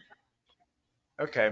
I just like the concept of making a parallel along with that, and that way individuals who are involved with on the voting end of things Hmm. can discuss possibly with other council members over there, or I've been in touch with the mayor over there a few times, Yeah. just talking through things that happen in other towns. That's quite literally the majority of the research I do is just calling another town up and being like, "What you guys do when this happened?" So yeah. Yeah, and I could certainly look back and see what drove their wastewater project. I don't know exactly what that was, but um, Sure. Sure. And I just think it would be interesting to have some parallels along yeah, with that because absolutely. do the irrigation system as well. They're the other than Big Sky, they're the newest system I can think about in our area. So Hmm. Yep. All right, Colette, sounds like we schedule you for public hearing on, and you get to go through all that. Then, if I hear any ideas, that on changes to this, I'll let you know before then.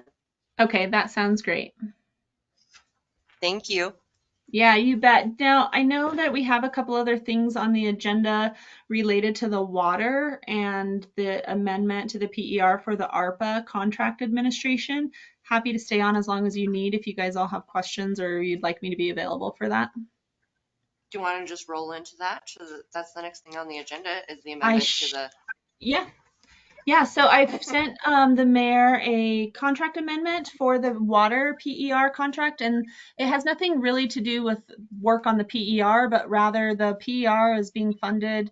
Well, the county has given the town some of its ARPA funding, and so that ARPA funding it has to be taken care of. So I sent a task order for administration of those funds. And in order to access those funds, you have to meet startup conditions by May 26th. And so this task order will cover the cost to help you guys all meet startup conditions and then administer those funds for you. And so those funds are helping cover, I think the town might be paying for the PER with its own ARPA money. I can't remember how that's split out, but the ARPA funds are going towards your water project that Joel presented last month. And so this amendment just covers the work related to meet and startup conditions and administering those funds so that you can use them. Perfect. Any questions on that? All right. So since it's another agenda item, I get to ask 3 times if there's any public comment on amending that. Going twice? 3 times? All right, seeing no public comment on that, I'll open it to you guys. Commission.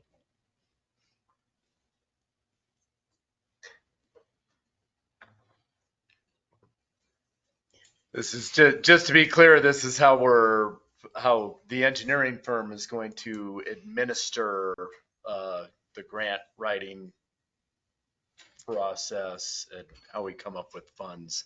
It's not Yeah, this is, not the grant writing, but rather the ARPA funding that the county has allocated for the town. There's a number of things that have to be done in order for you to be able to access those funds. It's called meeting startup conditions. So we have to prepare some like project management plans and budgets and things like that. And so we'll do all of that work. And then there's some reporting requirements and whatnot over the life of those funds that we'll take care of for you.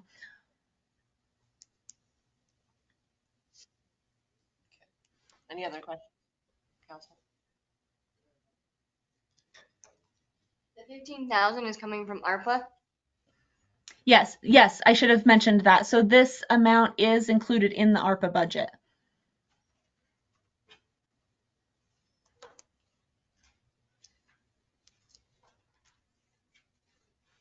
I move to approve.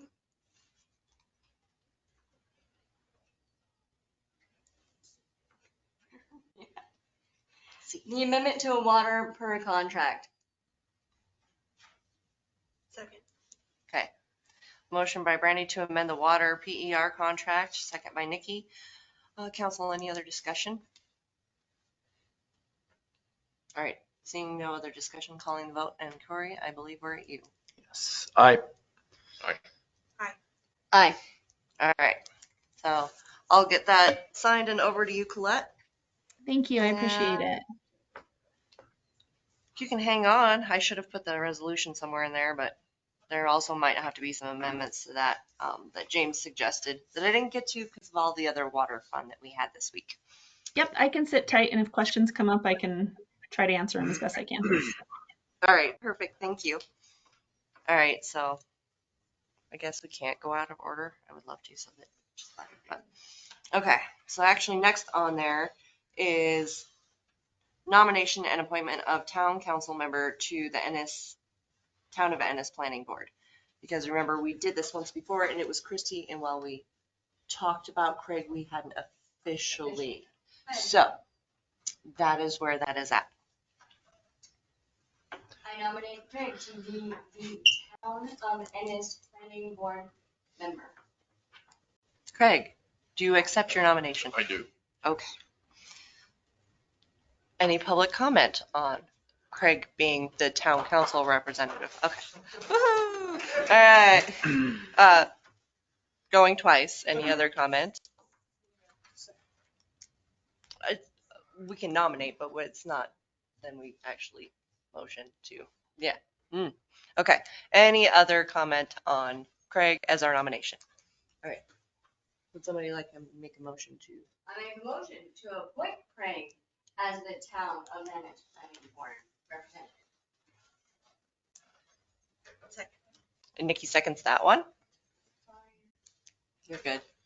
No, there we are. All right. Any other discussion? Thank you. All right. See, no other discussion. We vote. I guess you can still vote for yourself if you'd like, or you can abstain. Aye. I would have done the same thing. I'm. All right. So motion carries. Thank you, Craig, for being the council representative to the planning board. Now, as per Montana code, and ours is the same, darn it, went the wrong way. We have to appoint the rest of the planning board. We have to nominate them first. Well, they submitted letters of intent, right? Yeah. They don't have to, All right.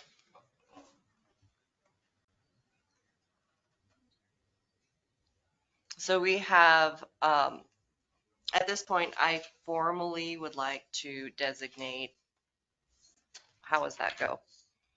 So I guess one member is from the membership of the commission, one member to be appointed by town commission who may or may not be an employee. We didn't care. Or hold public office. One member is appointed by the mayor upon designation by the county commissioners. So that's Jerry. And then 4 members to be appointed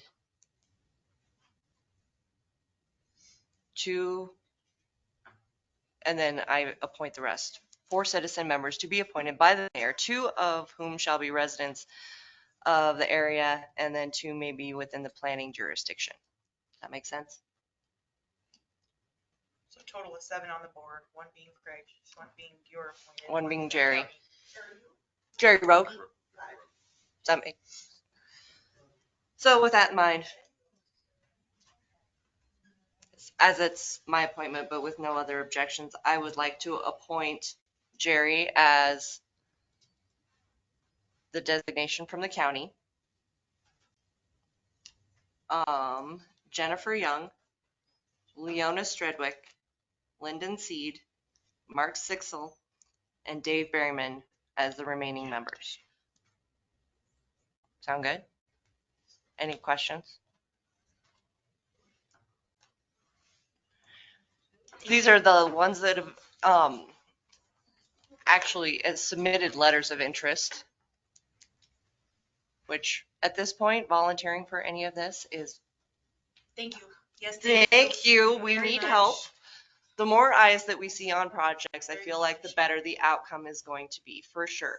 It might be a little bit of a painful process as we're all going through training and learning and going through our first conditional use permits and annexations with a new planning board, but we're getting resources in line for training and everything else. And then we also have the growth policy coming up, which is essential that we have more than this little group heading all of that. This is our next 10-year plan for where we want to be. And so we wanted to establish the planning board to have more eyes and ears on the ground to build something that we all want. Does that make sense? So thank you for stepping up. So, Jennifer Young. And remember, Leona, Mark, and who's the last one? Dave. Okay, that's Dave Berryman. Lyndon, you can. And Lyndon Seed right here. Thank you guys for showing up. Yes, on such short notice. Yeah, for real. You're good. And sitting through all of it. You learned a lot, right? So, Learning a lot. appointment doesn't have to be by vote, so that's I'm appointing. Sound good? Okay. We have a planning board. So now, if any of you are on, can make sure that we confirm your email addresses, because it's far faster to email everybody at once, especially trying to figure out everybody's crazy schedules for getting some initial training set down. So We have Randy and I have put that together. all of them? all of them. All of them. Yay. Okay. So Craig will pretty much be the leader on that from now. I'll coordinate with him and we'll try and get a training both from MSU's local government and course also offered to come down and training as well. So Who just those guys get to attend that training, or? if you want to sit in, the more the merrier, and I think that's probably still the best plan as they make recommendations to us, no final decisions. So we should all. Okay. Is there a cap on like the cost, or do we have to pay for each individual there, or are they just gonna do it like? We, remember this from budget, way back almost a year ago, where we took Dan's initial comment about where they run when MSU comes down, and then we had Force give us a rough estimate. So we do have budgeted for both of those trainings. It's a little bit farther in the year than I was hoping or expecting, but we're there. Can we just applaud because that was almost 12 months, I think. About a year. About a year. While we're applauding, I hate to change the subject, but can we applaud for Eric for not having, for all this hard work, but also for not having any violations? Yeah. Yes. Thank you. All right. So, the hospital would like to resubmit, annexation, and I think before we go to any kind of public hearing portion of that, there needs to be work session, so. But then, they can help us with this now. Yay! I really wanted to get that on today. It's not. But I think with the work session, it's mostly the infrastructure moment, so Eric, of course, will be part of that. I'm sure a lot of engineers that are gonna need to be involved. But we need to kind of figure out a work session date. Get all of our ducks in line with it.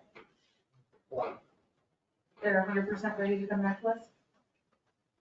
They don't know your contact, James. James, are you there? Yeah, you are there. No. So, yes, they are getting close, and I just want to make sure that we're clear on our expectations of them before we go to public hearing. Make sense? Okay. Okay. Are we trying to bring them that into next month, or is that too much? We're entering the legislative session, so, well, that would have a public hearing. We can have a work session at the end of this month. Is that what we want to do? What day towards the end of this month works? For everybody. Is it for strictly? We can add other things to a work session. But that's probably smart, right before the legislative session, we need to finalize it. Or work the 27th or next week? It's not like next week. Okay. Okay. What works for me? Can we just stick with Thursdays? Yes, you'd love to. Always. So Alan, you're on. Would you have any? Alan, are you there? I'll contact Alan.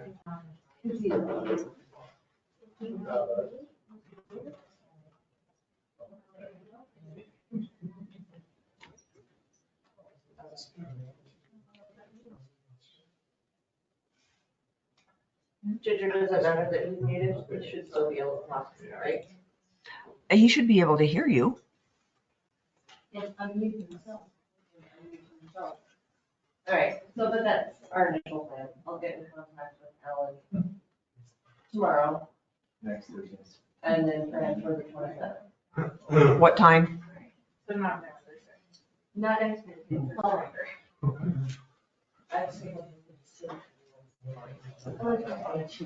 Nikki? Oh. 6:15? Yes. I'm thinking, yeah. Howard, Nikki, you're good with that? Yeah. Okay. Hey, if anybody wants to attend.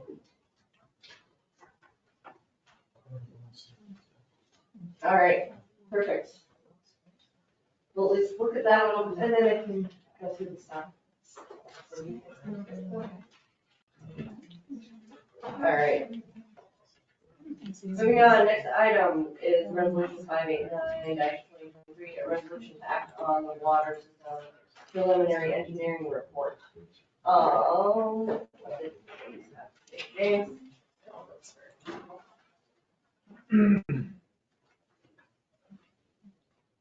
James.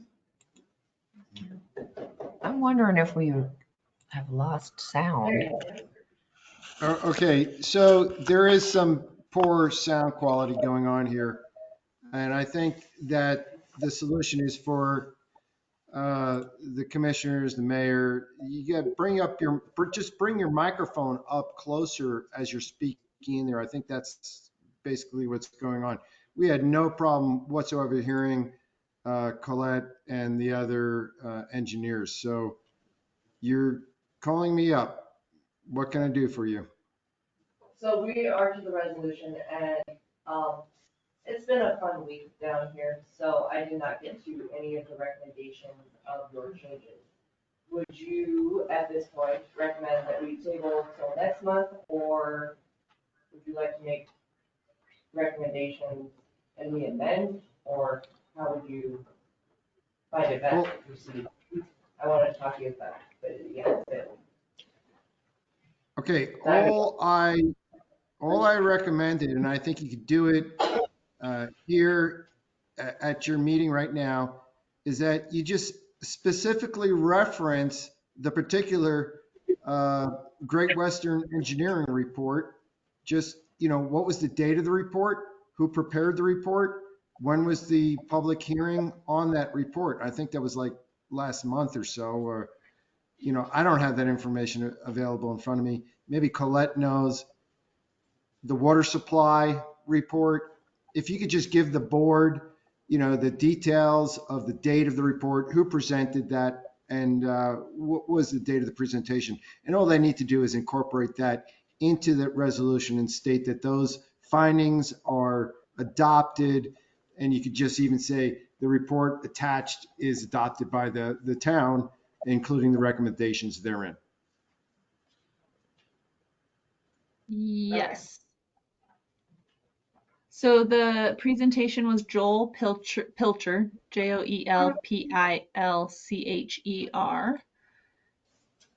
And the presentation was made on, I believe it was March 23rd. Does that sound right? Yes. Yeah. Yes. Yep. And then, the report, I guess that's when the presentation was made. The report is yet to be finalized. We're just waiting.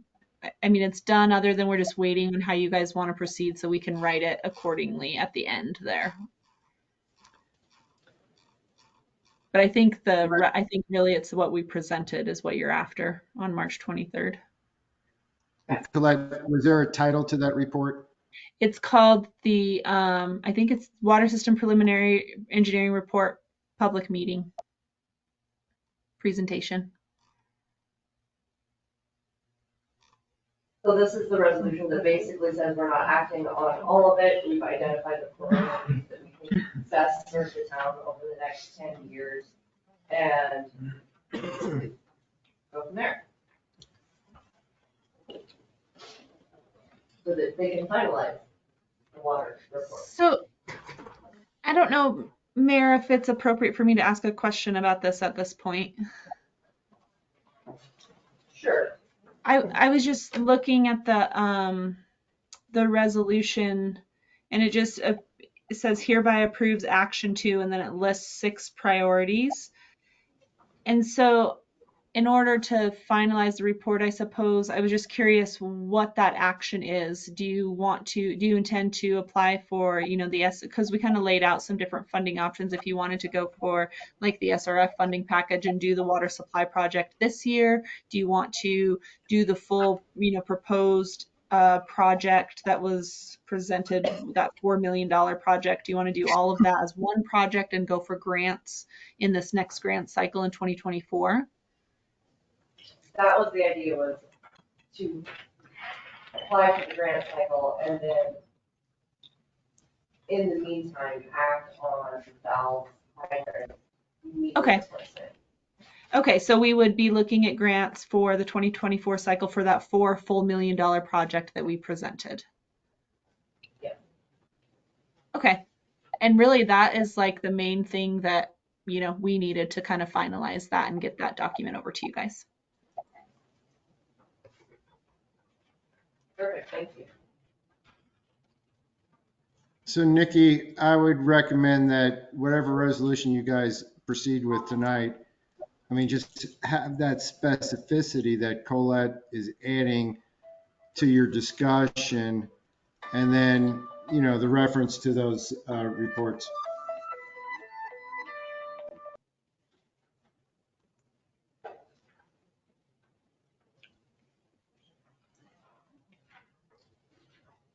All right. Nikki, would it be better to table and do it at the April work session? Yes. We could put it on as an agenda. That would be my recommendation. Those changes.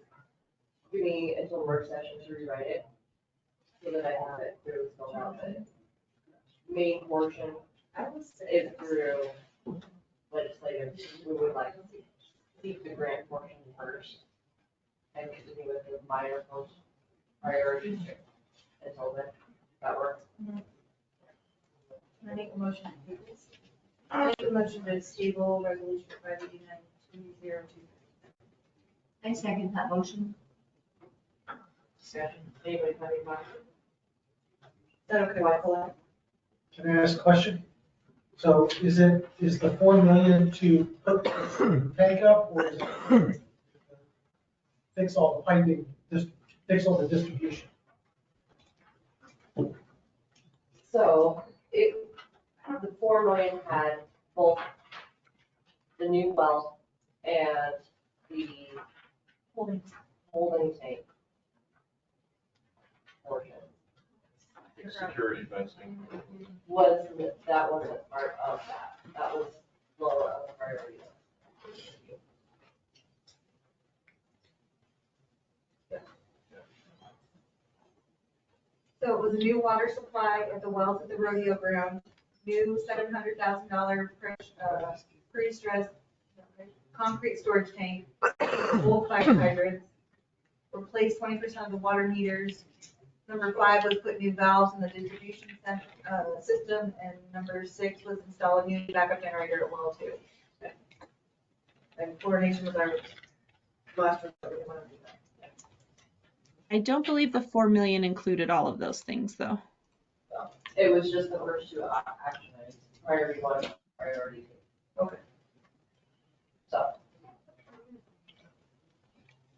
That's the overall goal. Of the next meeting. So. Any other comments on tabling it to the work session on the 23rd, where we make it clear that those are the overall goals and the financial funding for other ranges. Seeing no other public comment? Table. Yeah.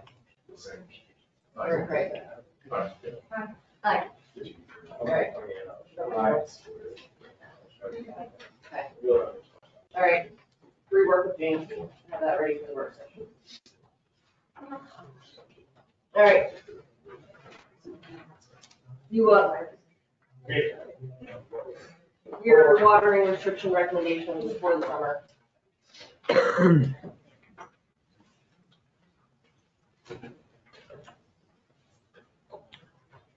All right, so I'm not really too prepared tonight also, but putting forth made a resolution to institute water restrictions in Ennis this summer. How it would work, be on a tiered system, tier 1, no water restriction, 2, 3, and 4, and so forth, where we didn't have problems, didn't need to institute water restrictions at that time. We could have the opportunity,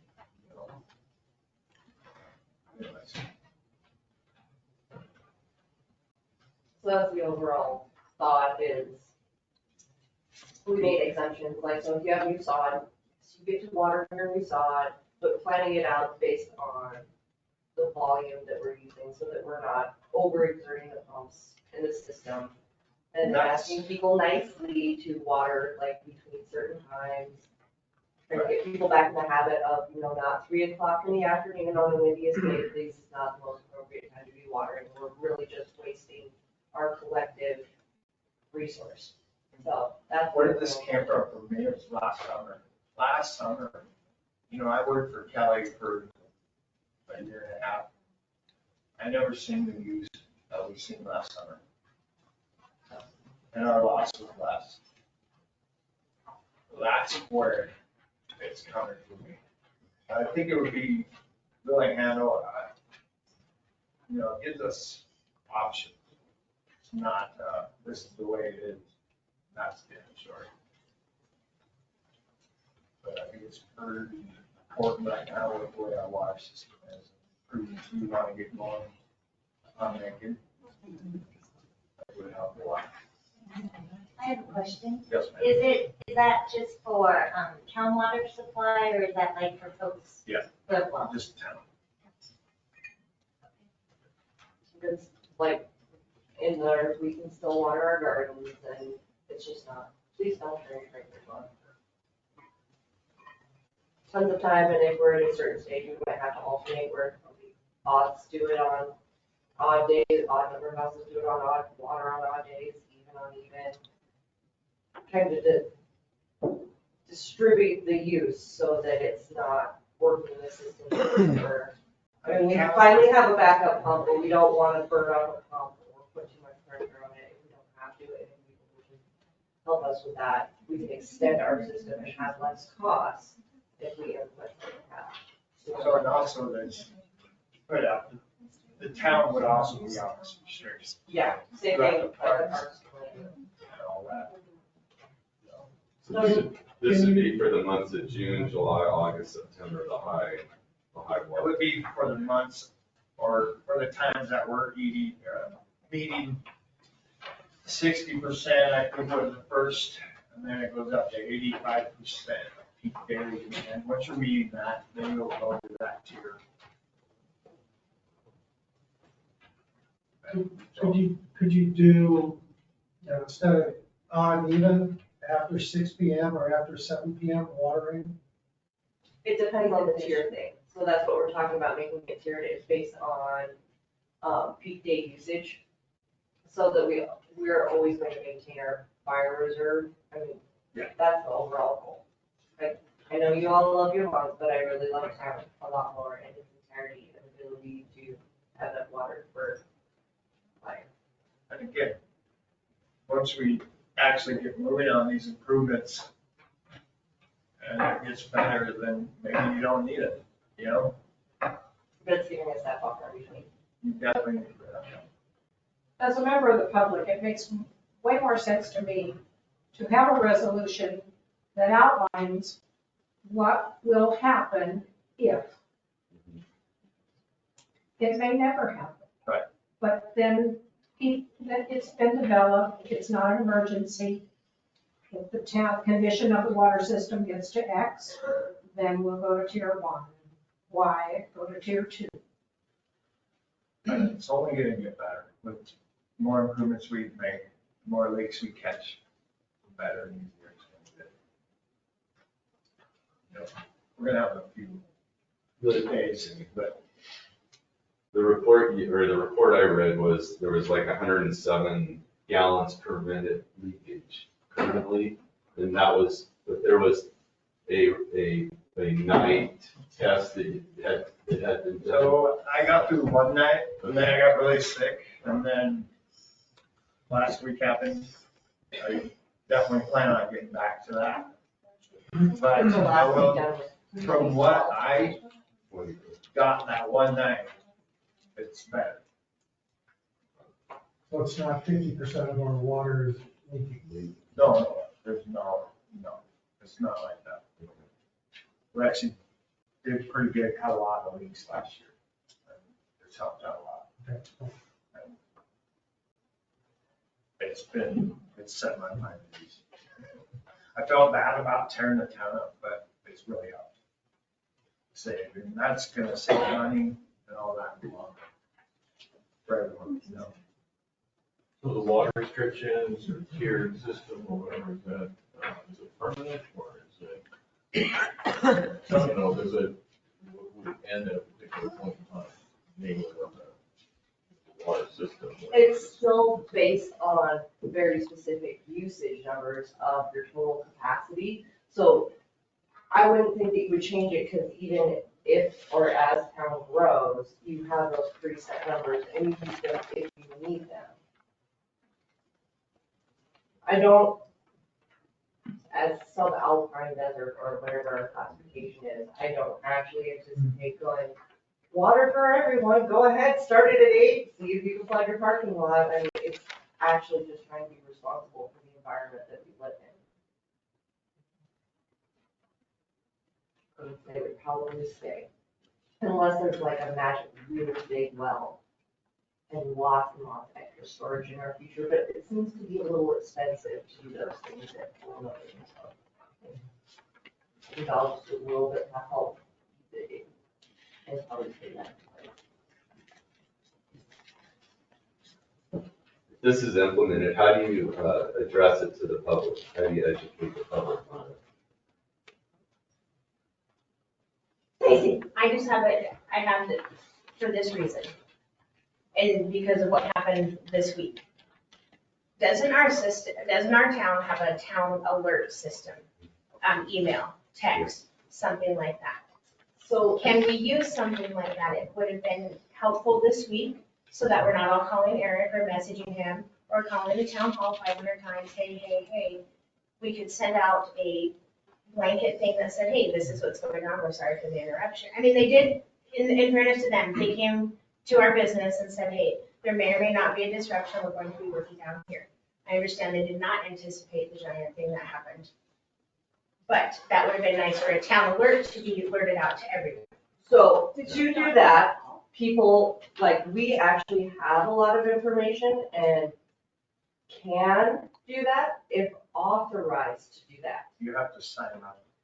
You have to sign a waiver basically that says that you're allowing us to use the personal information that we have through it's like right now you can go to the county website and sign up for Code Red, right? And if there's an alert on, I know they sent one out last summer when there was a moose in an area to all the residents right there saying that whatever. But you have to legally sign up for that to do it. Again, you have to sign up. Phone call it. I signed up last year, we did all the time. Oh, no, this is through the county, so. Okay. So we're trying to figure out how to do that. And, but Kyle came in and talked to us, but then when it was like the water went down and everything, we did get a phone call. That was a code red from the county. Yes, but you had signed up for Code Red, so we can only use it if you sign up for it. It's kind of like. So there's an education. And then the other point is like even on our town website, you can sign up and as soon as we have a notice, it goes to your email. So like that was part of how I was tracking things, not trying to interrupt, was I have that on my personal email and I knew every time there was an update sent to the public because I got email notifications. So it's a quick way of, that's when all of our public hearings are. Anytime of an emergency, we use that to try to update 2 to 3 times a day. My IC was also my PIO, so. I thought the town has text. That's what I'm saying, we actually need to sign up for it to make it happen. It's kind of like the 4-H, I can't put this picture in the paper without the waiver. Yeah. Similar situation. How does one access that? I thought I signed up for it last summer, but maybe it was something different. Go on the town website and sign up for the alerts. You have to opt in. Okay. By law, we can't. Right, and that's, I'm fine with that, and I think that's. And then Code Red for county is awesome, honestly, like, then you know countywide, and it gives a broader range of your knowledge too, so you know, hey, that road might be washed out or whatever it is, the whole county uses it as a base for getting information out. Crazy things I think, I don't know what that is. I can't find it. I'm feeling dumb because I can't find it. We don't have anything on our website at this time to sign up for. So the Code Red for now. That's how I signed up. That's for I the think it's email. on, Maria. What? Are you talking for the county? No. Town of Ennis, email notifications. Or. Oh, for email notifications. Okay, I was talking like the other alert. We need to make a link for that. Well, we need to get it approved.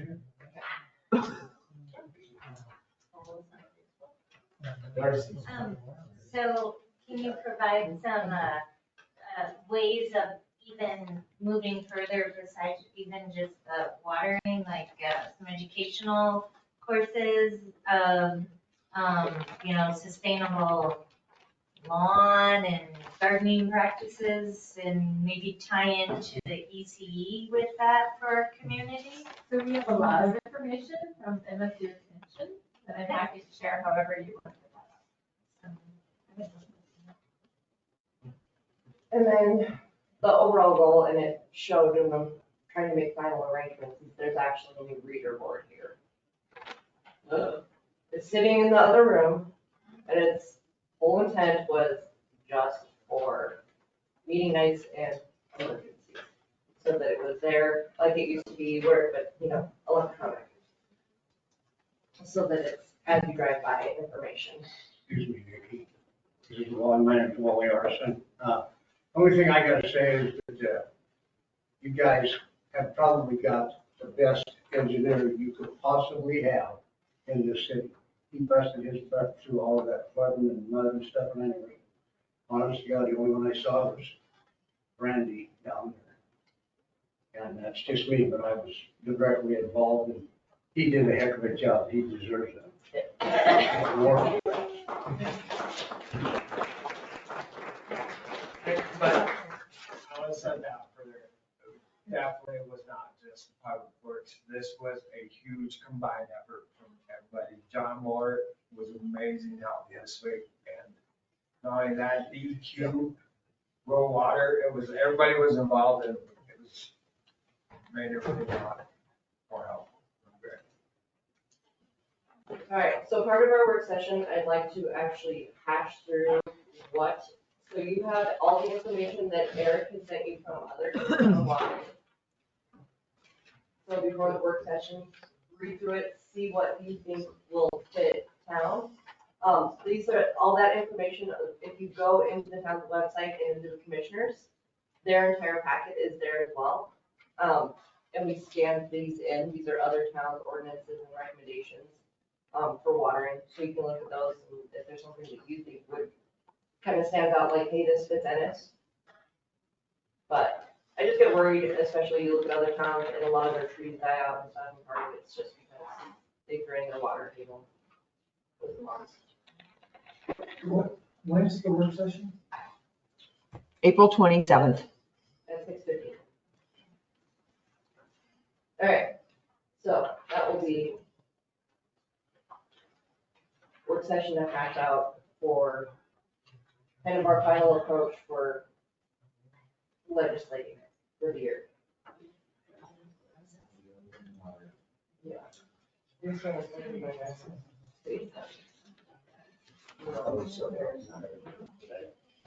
I had a big spell lined up. All right. Moving into department report. Jared.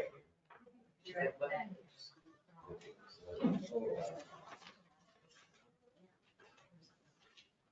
we go.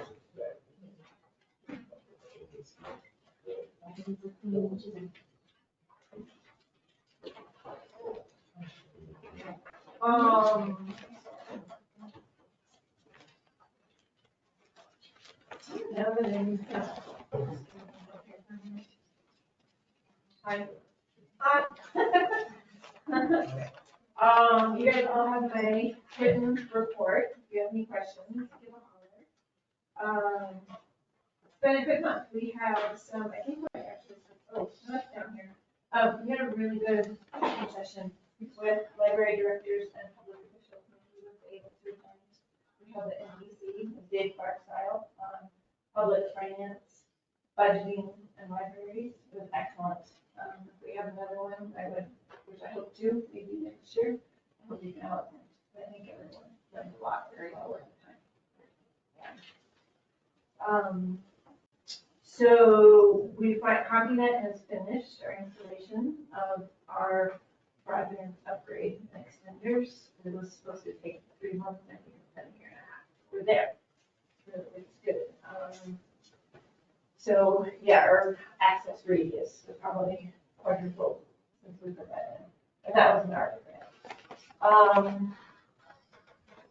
What else? We have a community survey rolling out beginning next week. Actually, you all will be our first, I'm going to send it to you all, if you take 5 minutes and fill it out. My first test group, I really appreciate it. All in the name of strategic planning and visioning for the library, just any of the library. So fantastic. And I will be asking you to put it on that. However, I can get it out through the town, right? The library would be super helpful. Whether it's a Facebook page or a web page or however, all the avenues you can get, that would be great. I spoke to the Women's Club last week, actually about literacy. I was asked to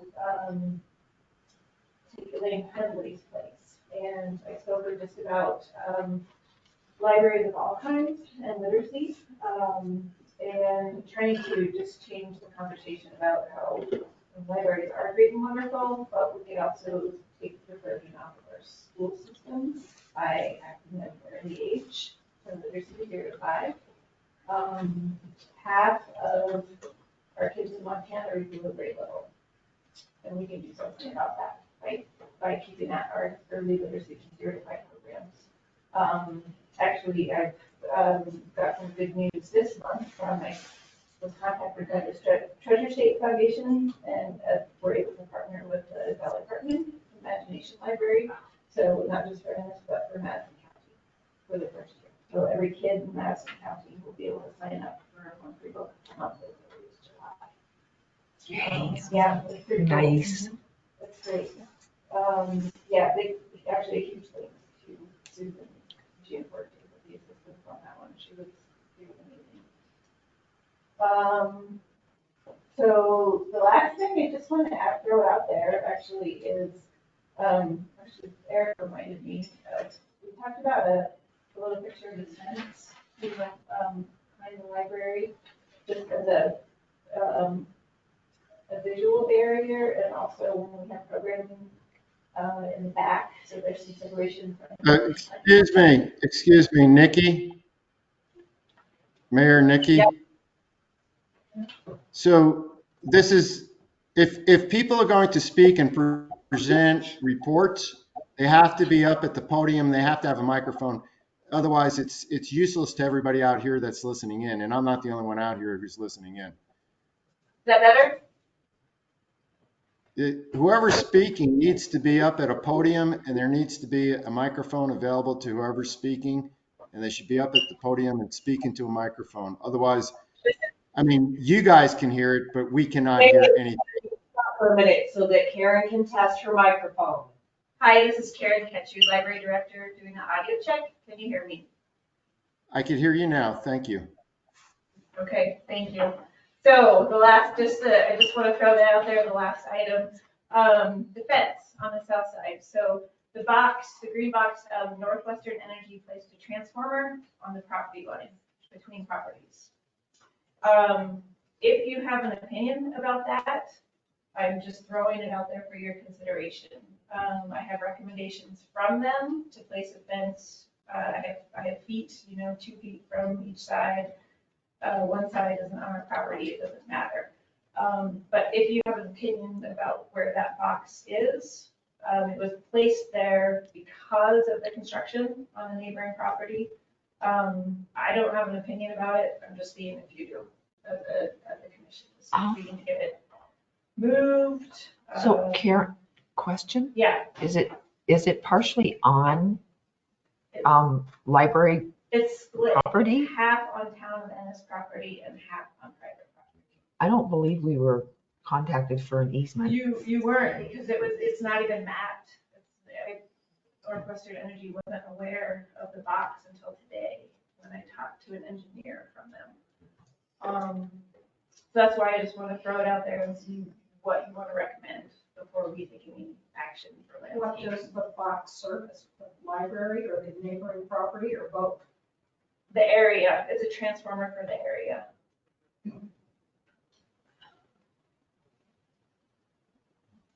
Which way is going to be more accessible for repair? I think overall, like, as long as it's not gonna impede for servicing. For their repair, it's gonna be the east side where the box opens.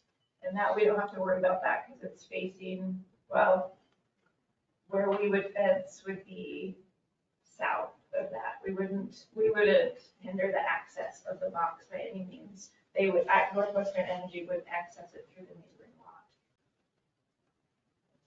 So I just wanted to throw out there for, anything that needs to be done. If you don't care, I don't care. We better do some checking. For to get in and access, there should be some type of an easement. And whether the neighboring property gave one or what have you, but I think we need to find that out. All their, know how they feel. all their transformers are above, mapped above us. Right? None on the ground. They tried to plot it off as a Three Rivers box. Yeah. Let's, So we should let's be in contact, investigate a little bit. Okay, that sounds great. So we'll And just put this project on hold until we resolve that portion. if we need to get a an easement or verify that. That sounds great. Yeah. That's. Somebody should have one. Somebody should know who has the box of ours. They might want that on their map someday. Yeah.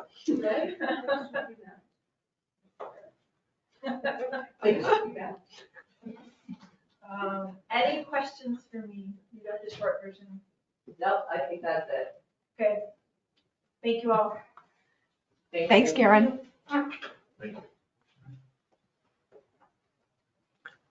John's Court. Questions, comments?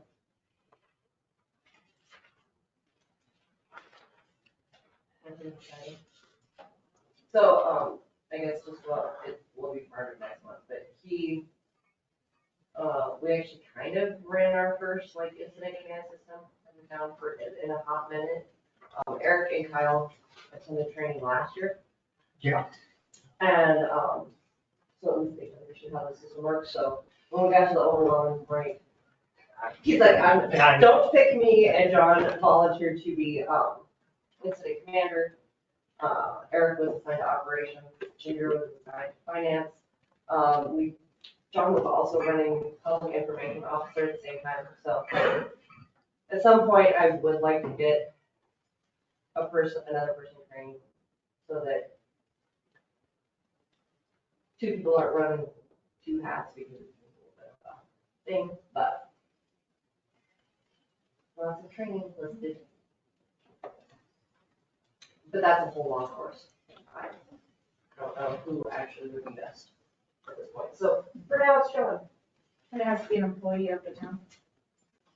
I guess we could always contract it too, and we did try and contact the county to see if they had anybody available, and they didn't have anybody available at the time that they could hand over, as far as I understood, for us.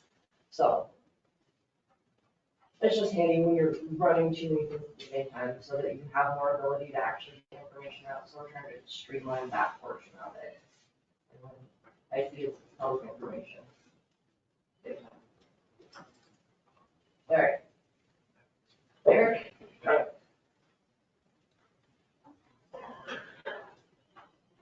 So I don't have time really to write a report. So I'm gonna stand here, I'm just gonna give you a brief of what's gonna happen from here on downtown. We're gonna restart Monday morning. This is the plan. The traffic will be rerouted to the other side of town this time. We're gonna repair that other side of the road. Then we'll be moving on down to the original from there. And getting that complete, and then hopefully through the ARPA, get some bids in and get these valves put in. Do some other work here in town. So. And before that, you had initiated the drawdown test, but then, so we gotta rebid the drawdown. Yeah, I'm getting back on it. I gotta do it really quick before everybody starts showing back up and staying up all night, The idea is to, nobody's using water time. Get your drawdown then. But that's coming. And all the other. Is there any other questions? No problem. I promise I'll have a report next time. You did stuff other than what just was last week though. You attended training for rural water, not rural water. Oh, yeah, council, That place in Great Falls, that thing that you did. yeah, the conference, that's always really pretty interesting, meeting people, who got my CDCs taken care of. How many people were there? There's thousands, I don't know. 50, 50. That's not what I wanted to hear. I wanted to hear that it was enough that we could host one. In town, so that there was more than one opportunity a year for operators. For training, yeah. As far as training throughout the year, yes, but I agree, we need to start hosting them, and I've talked to Rural Water on that. If I'm specific, like, I don't want salesmen coming down training, I want actual training. And that kind of makes it. Most conferences you have vendors, and that's how you pay for your conference. And all that kind of stuff. But it's something like, I think, maybe we need to look at hosting, because there's one a year. Everybody needs, the problem with like one or a year is every little municipality has to have X amount of hours. Well, we're kind of worried more, and we don't want to send our entire public works department out of town all the way to Great Falls. So we were thinking like maybe we could help out by a certain, or even look at countywide, do it collaborative. Host an event so that people had an opportunity to send one-to-one and then, or a couple of their guys to one event and then just another training. Because they all need their hours, but it's very nerve-wracking for me to have all of my operators going. Should something happen. Well, we're definitely on par for Mueller fire hydrant training and valves. They're signed up and they're gonna get something set up for us for any time.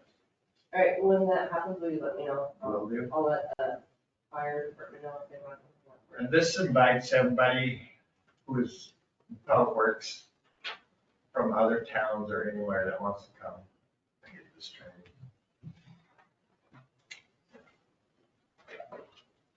Yeah. I wanted to make an official formal apology to Nate for snapping at him. I was completely out of line. I had no authority to tell him to go back to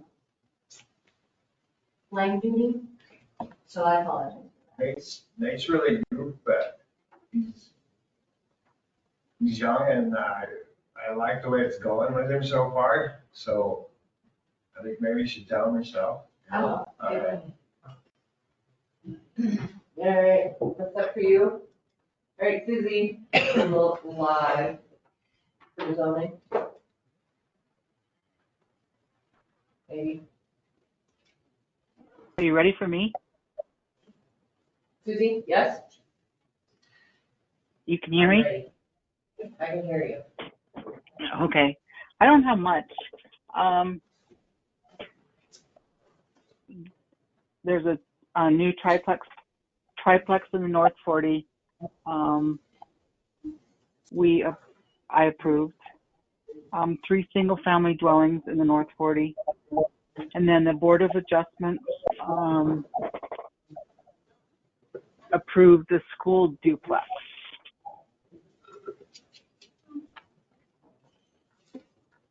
And that's pretty much it. And you're off training next week, correct? I guess you can hear me, but it's so stinking hard to hear you guys for some reason. And you're off next week. Say that one more time, please. You are gone training next week for court, correct? Court. Yes, I'm in. Yes, for court next week. Okay.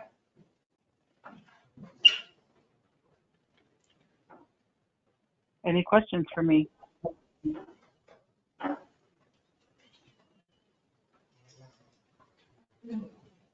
Nope, I think that's it. You're off the hook. You don't have a 6-hour meeting this time. Are you available to be there the 27th for that, with the hospital? Or preliminary something? What time? 6:15. What time again, please? 6:15. If you're saying 6:15, I should be back. There's actually a track meet scheduled that day, so I'll be most likely be off. But if it's 3:15, can't be positive.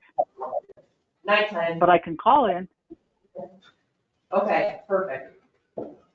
Yeah. I'll make sure Susie, Forrest knows about it also. Thank you. Susie, this is Craig. I have a question for you. Okay. Could you at the start of your discussion there for zoning, you named off a couple, I don't know, 2 or 3 approvals. Is that correct? Yes, that is correct. Could you repeat those, please? Could you repeat those? Yes. There's a triplex in the North 40, and there's 3 single-family dwellings in the North 40. And then a duplex for the duplex for the school. It's over on 7th Street. Okay, thank you. You're welcome.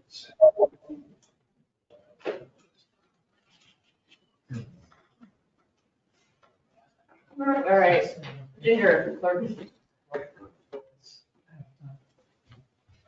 I did not get a written done this week, but we have had normal stuff up until this week. And then we have been super busy with phones, trying to help Eric as much as we can. So this week's kind of been a wash on getting stuff done. Budget stuff continues to roll in. We're getting more on our insurance. Liability has come in. Property is finished. The employee benefits increase has been set. I've talked to the mayor about that.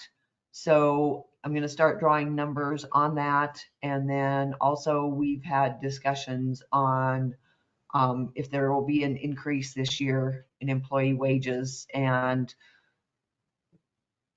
we haven't come to a conclusion on that yet, Nikki. No. So anyway, I'm starting budget work, starting to pull together numbers. And those are 2 of our biggest is wages and insurance. And then I know Eric has been taking a look at his. I think it's going to be a little bit fluid this year because things are changing so rapidly. So I will continue to work with Eric on numbers to see what we're going to be able to do this year. I think that's it, unless you have questions. Any questions? Down here, number 5 on the clerk says plural. You need another one. I really wish you would advertise on it. I think pushing on either side means that you get it out to a broader audience.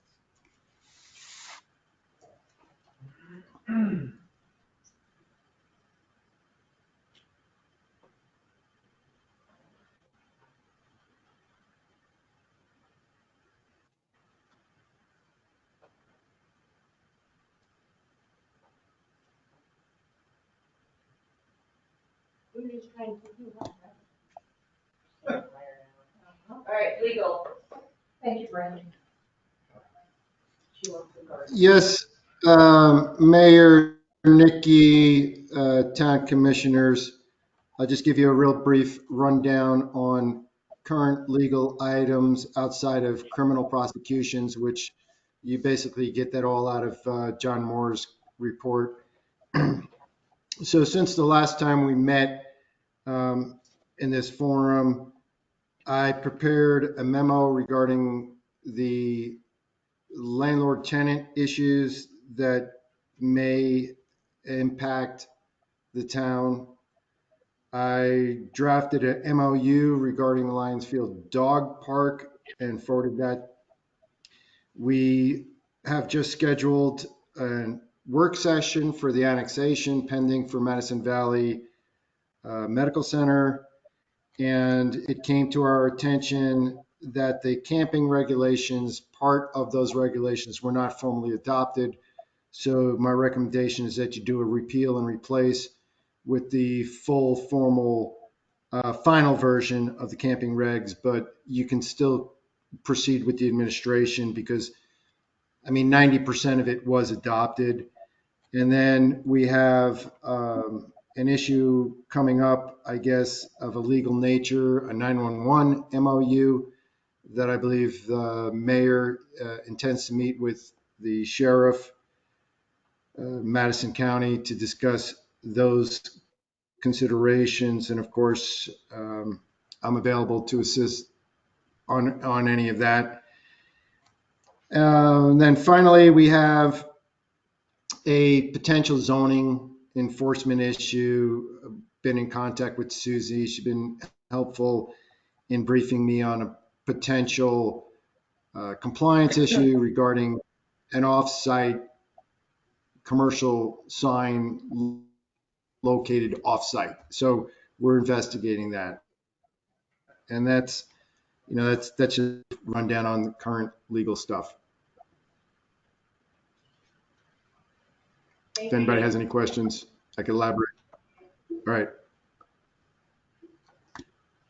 Any questions? I'd like to know a little bit more about the sheriff thing and then also the. Turn everything. Closer. So I would like to please know more about the sheriff's department MOU. So that you're aware, I got that around Yesterday. 4 o'clock yesterday. So basically, it's just a letter every year.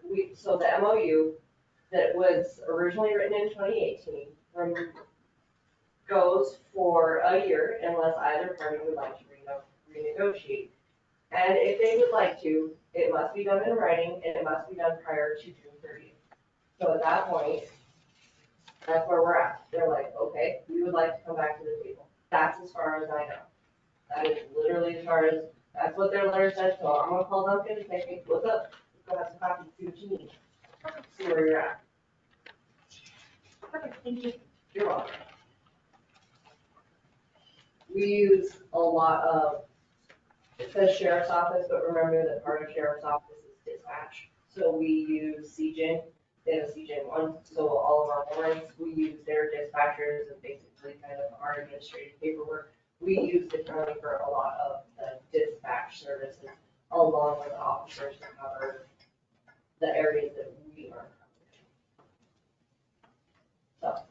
covering. So. Review it, and it's good to review MOUs. It probably is about that time, 18 to now. Things have changed a wee bit. Any more information on the potential zoning compliance issue?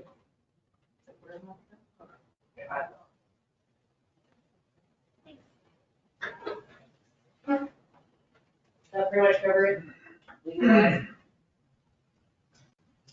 All right, commissioners, you're up.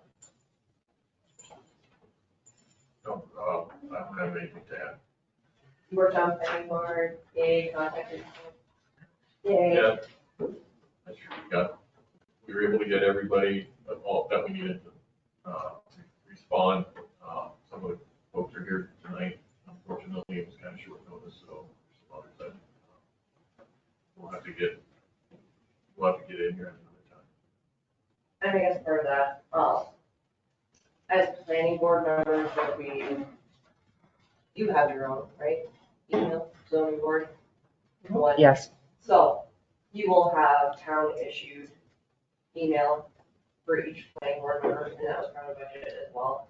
Because you are acting as an extension of government, therefore all of your correspondence is also public record. So everybody knows, and that way we have the ability to distribute emails should they be.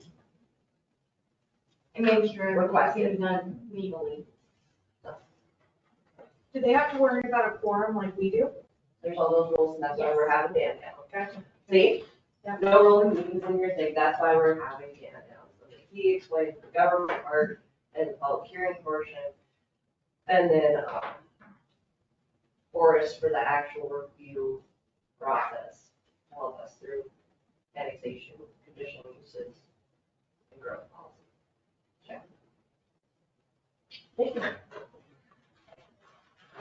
I was invited to go to super awesome training in Virginia City from Karen, and I learned a lot, and I would encourage a lot of people, like anybody that's available to go if she does it again, because there was the mayor from BC, or, no, sorry, the mayor from Sheridan, the clerk, singular, from Sheridan, poor girl.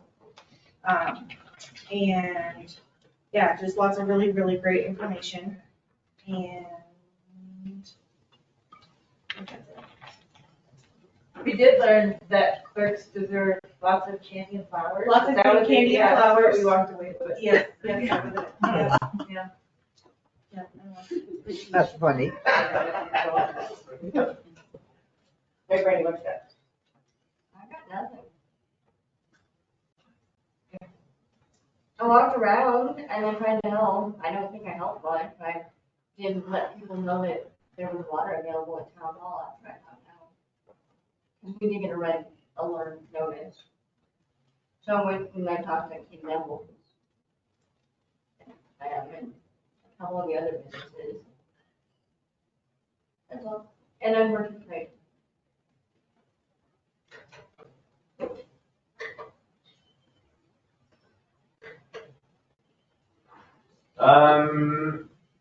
Yeah, I guess, given the recent emergency that we had, I loved the previous system that we had where we got like text messages. I thought that was so effective. And just so I understand that correctly, everybody just has to sign up to the town and they will just text. We have to make a format for it first. No. We're gonna have to make a format and figure out how it works. They can set up for emails And at would this sign up time, to I go believe. back, honestly, because we can use the county system and then you're always gonna have county information on top of. And it doesn't cost. Yeah. Sure, that's free, you know. That makes all the sense. They're more than willing to set it up.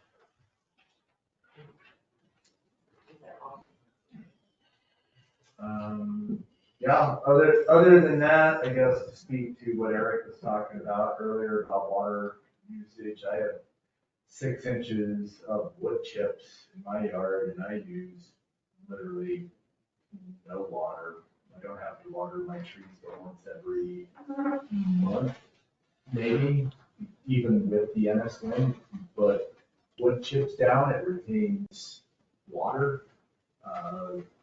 Quite literally converted deserts into oases with similar types of systems, maybe not necessarily wood chips, but stuff that prevents water from evaporating. And that's the biggest thing we have going on in this town is wind.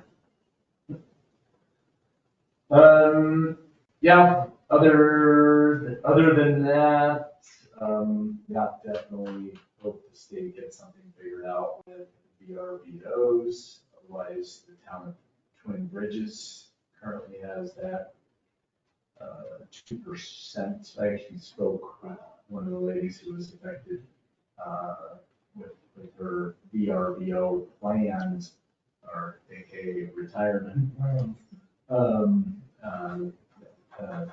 There's only 2% of the homes in Twin Bridges are allowed to have the designation of VRBO or short-term rental. So, but, other than that, I don't have anything. All right. So I think I was scheduled to go in the day after our last meeting into our high school to talk to the senior government class. They were in the middle of exhibiting their right to protest that day, so we postponed that, and then a week later, I went and talked to the government class about the upcoming 2024 local government review, so that they kind of at least got the idea of, next year, they're gonna be all legal voters out there in the big bad world, and once every decade, Montana gives its citizens the chance to do the local government review in every town and decide if that's what you want, or if you got a different plan for the next 10 years. Do you wanna keep the same format that you want? Do you wanna change it up? Do you wanna give the mayor more power? Do you wanna take power away? Just based on, your growth and how it's going, and what you're predicting. So, if you ever get a chance to hang out in Mr. Boland's class, it's quite an adventure. You get to play like 400 questions. It's not so much with the students, it was mostly with Mr. Bowling, but each student did have to present a question. And so we played a lot of back and forth on what we do. So how it works for you guys, what other questions? How much do you get paid? What are your hours? What's your least favorite part of the job? What's your favorite part of the job? Do you know lots of secrets? What's the strangest thing you've had to do? Like, you should see some of the great letters I get. I really wish I brought my Emperor of Ennis letter, but I didn't. But I think it's very valuable to make those outreach efforts and go talk to them. So Mr. Bowling loves having people in there, so if you want to visit, I'm sure he would be up for it. He's like, we should do this again, and I have so many more questions. And that was the hard part, was there was 2 different classes, and they didn't actually get the same information, because that's just kind of went off tangents based on what they wanted to know. And they're studying all that right now, and they've actually tried to do some, or have written some letters to legislators in the state right now since that's in. So that's kind of cool that they're in the government class in the year where there's state legislation. So they kind of asked if we do any of that or have to contact, so that was, I felt like a very worthwhile 2 hours, but a little nerve-wracking. I think it's worse being in a high school class than actually in a council meeting, because at least they interact, not by force, by will sometimes.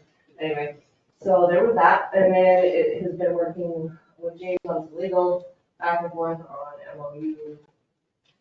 Mostly he sent me stuff and I haven't gotten back to him yet, sorry. And lining up stuff for legislative session, some budget stuff, and that's where we're at.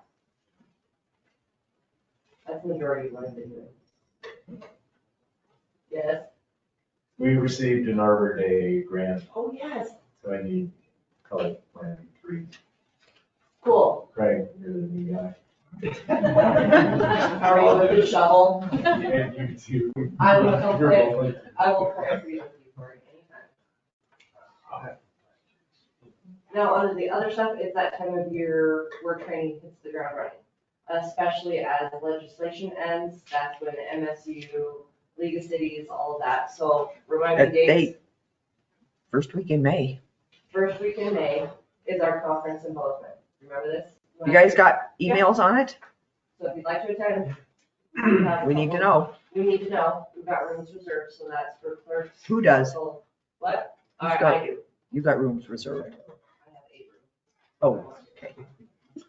But let us know ASAP, so that's the first week. Then you go to name on that, Yes. local government conference. What do Yes. they call it? You sent us an email. It's a kind of a lot of what Dan Clark will be coming to teach to our planning board, kind of, right? Yes. Some of the same stuff, so maybe if people aren't able to make the 3-day course, they can go.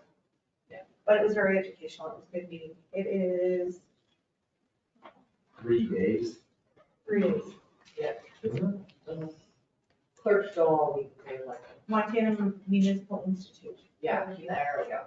And then the summits begin after that. So the Montana Municipal Summit will begin, and our closest one will be in Dillon. So And those are usually really good. they're very condensed, hit the ground running. I've not seen. So they just released the dates for that. I'll make sure that you have the dates for Summit. Okay. And it's a day long, but you have the league and MSU coming in and teaching different things and going over the new legislation. that type of thing, they are usually fantastic for a day's. Yeah. Yeah, I'm planning on Dylan. So, and then, if anybody would like, Mark Odegaard sent me a link, like an hour before the meeting for Montana tourism presentation. But it is short notice, it's April 17th. April 17th? Let me know, and I can forward you the link. And that's, I'm sorry, that's the summit one? No, that's, Montana Tourism Board. Oh, I like that. Mark just sent me the link, so. Yeah, Nikki, I don't think we've ever had anybody attend one of those. Where's it at? Sorry, do you have any details? I will send it to you. Okay. Since you were requesting. Yeah, literally half hour before the meeting got it. Okay. Who sent that to you? Yeah. Thanks. Thank you. Okay. I get you over, Ryan. Yeah, Mark Odegaard sent it to me like a half an hour before the meeting. Like, oh, but okay. He said he wants it was really entertaining. So it was very informative. So send it. So did you raise your hand, please? Tony.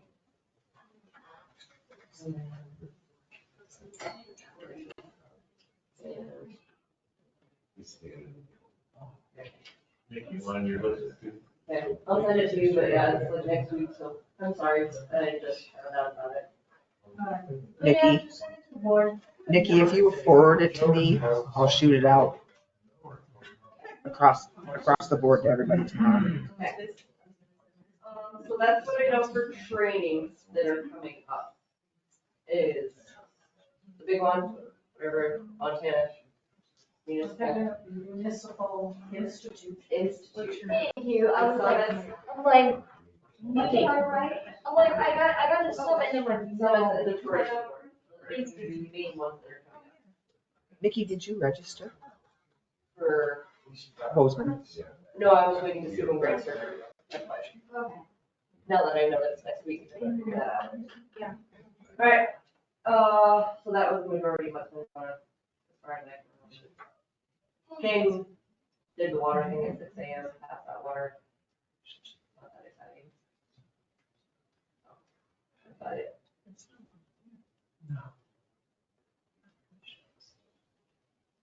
Any questions?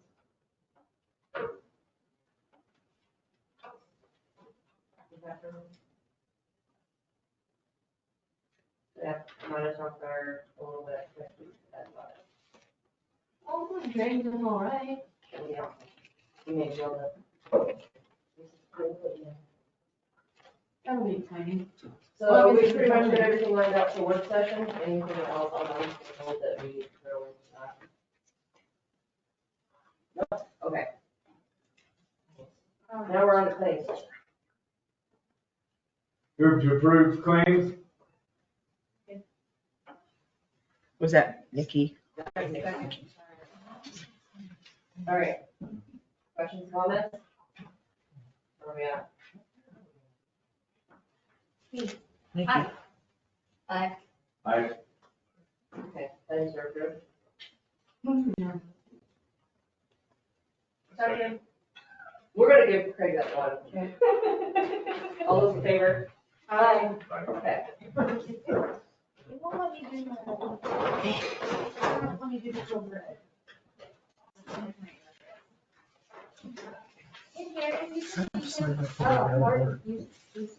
That code red? Yeah. It's on the county site, but I Okay, got it. I haven't looked at it in quite a while because I did it when they first brought it out and I haven't looked at it since because I'm on it. I'll have to look, Tony, I'm not sure. I'm not remembering. But it's services. Yeah, I am not positive, I'm sorry. Okay. I went into the thing where it said, ask, search, and put Code red? Huh, okay, let me see what I can find. Tonight, I lay in bed. I understand that. The other one is, someone asked me this.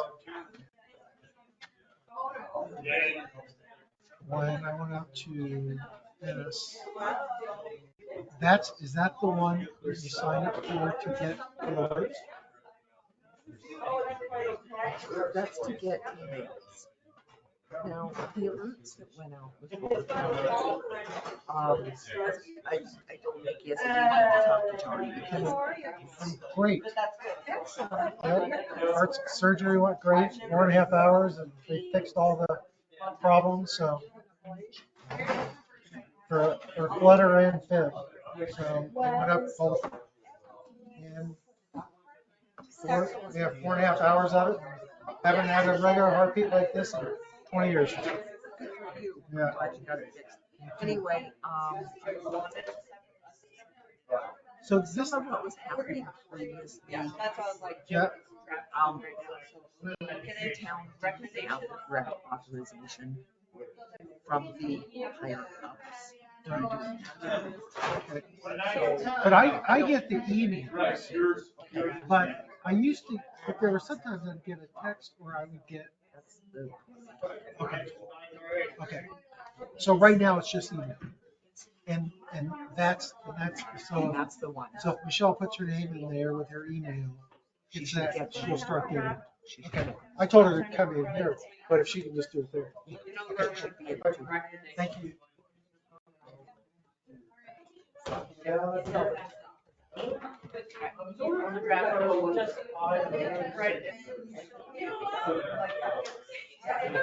Wait.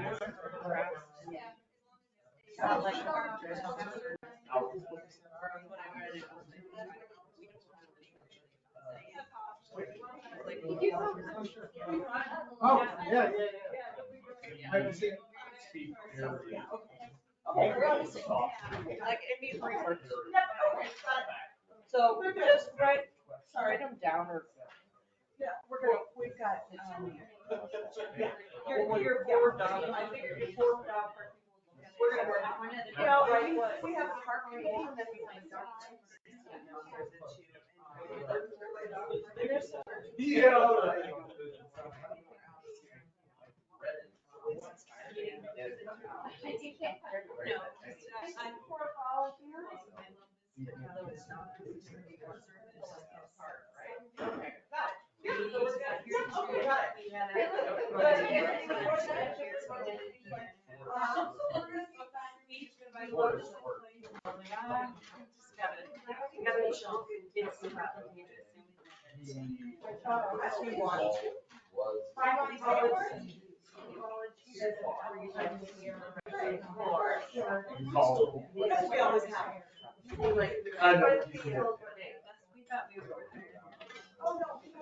It can wait. I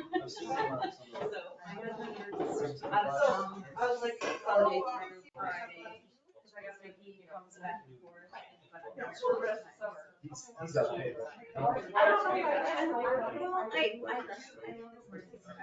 Yes, I have been wise.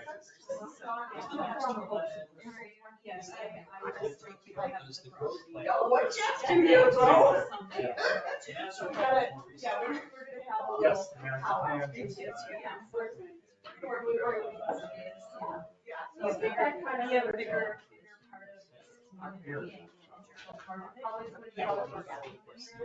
Last night. I think.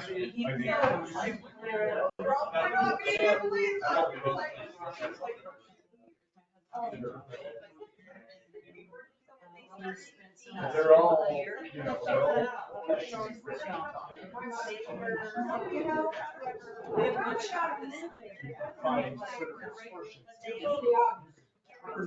My husband said, he said, I brought you for it. One too many times last year.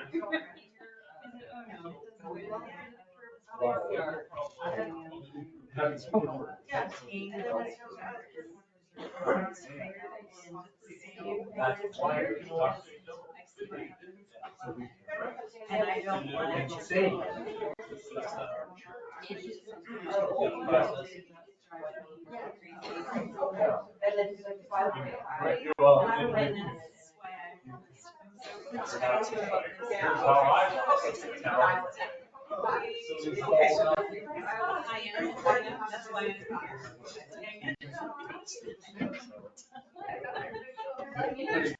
Pretty solid.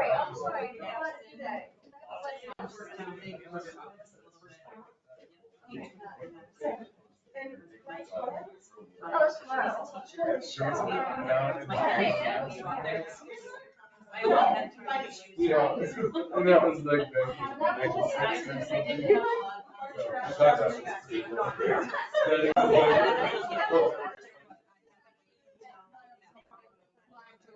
yeah.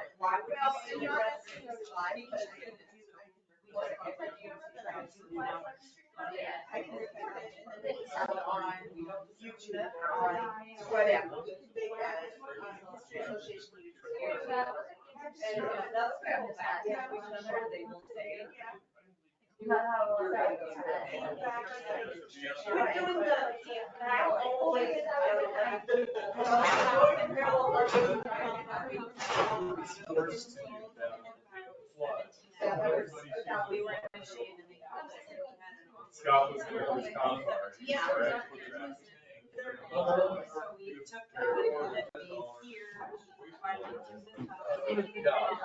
That's what my thought. Hard to do with Yeah, no, I agree with that. I don't think it's like, it is like adjustable now. yeah.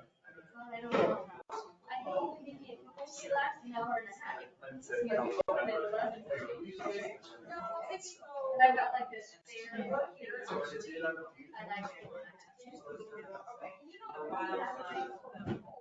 I'm kind of curious about it. And I'll try to get it out. Exactly, and that's the first part of the meeting, that is, I'm gonna start off.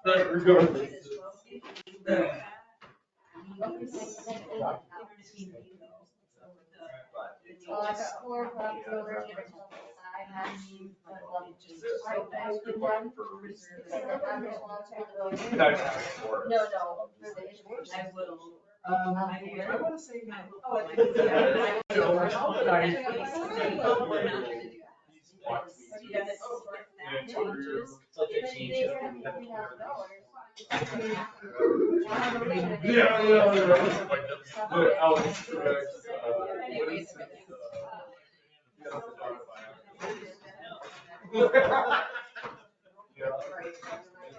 It's good to see.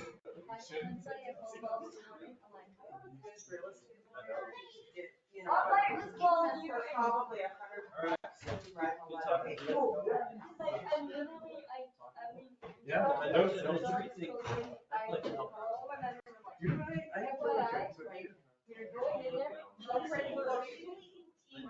Yeah, we're Like, all we're going to do is say, thank you for your information, we will take that into consideration, and we will be back.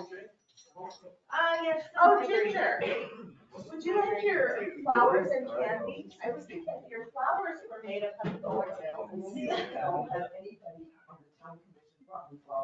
Flowers made of $100 bills are okay. Oh, yeah, that is funny. Okay, I'll bring it up. Look, that is the only ones I would take. And now you're open yet. Yeah. Can you get it? What are you doing with those? Do those not go here? Well, we got 3 tables, this one's gotta go on the wall, and then we got a full. I swear I answered it in the other. Oh.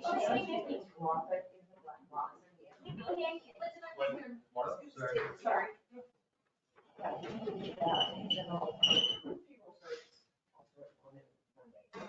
So is there gonna be, So if I get it in there by tomorrow, this time tomorrow, or when I get. is there gonna be a clinic down at the dog run? I missed that part. Oh, what?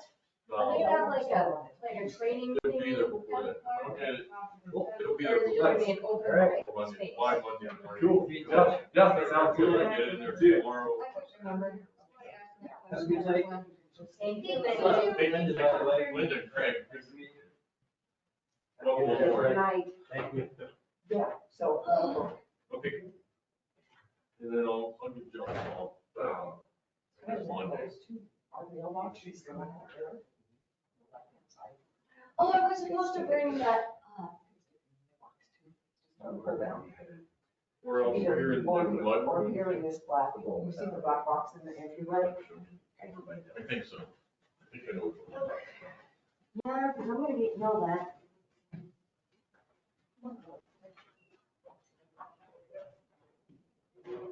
When this jackwagon took all our parking spots. So then I was saying, I was asking Maria, I was like, who is this parked out there? I'm like, oh, Corey, that's Larrikins. And Larrikins are the people that I got fired from that I talked about at the, not from the guy, the guy's wife actually fired me. It's no big deal, it's just schedule wise, but I'm still trying to collect monies for my materials and all my time I spent on it. I was like, I'm gonna pull the rug out from under me. And Kenyon Noble actually has a lien on their property right now that I'm not gonna release until I pay the bill. Yeah. So, Wow. but. For the water? Huh? Is that for the water? It is apparently, yeah, I was like, well, I didn't know anything about it. It was like, what's going on? You know, like, you probably get it way worse than I do, because people come into the store like, hey, what's that? I would have loved, well, when we had, well, it's, yeah, oh, totally. Yeah. No, 100%. Yeah. Oh, dude. Sorry, did we not? No, I agree, so. Okay, so like, that's something else again. I'm gonna, I'm not sure. One day. But yeah, I have to wait, it's mostly a secure. I don't know what day it is, right now, but, they show it. Other cities. It's just like, where is it? What happened? Yeah. We have this functioning thing totally worked. That didn't went away. You know, right? You know, I felt like, well, I saw Brandy down there helping out, and I was like. But did you apologize to? For yelling. I know. Thanks for showing up to be that. Yeah. I know. Yeah. It weighs like a ton, and I've got all these boxes, because right into the mud. I was like, are you kidding me? You know, then I'm yelling at one of my guys at work, because he's grabbing a whole bunch of water bottles out of a garage refrigerator. I'm just like, what are you doing? Well, at first he tried to fill up water at my house.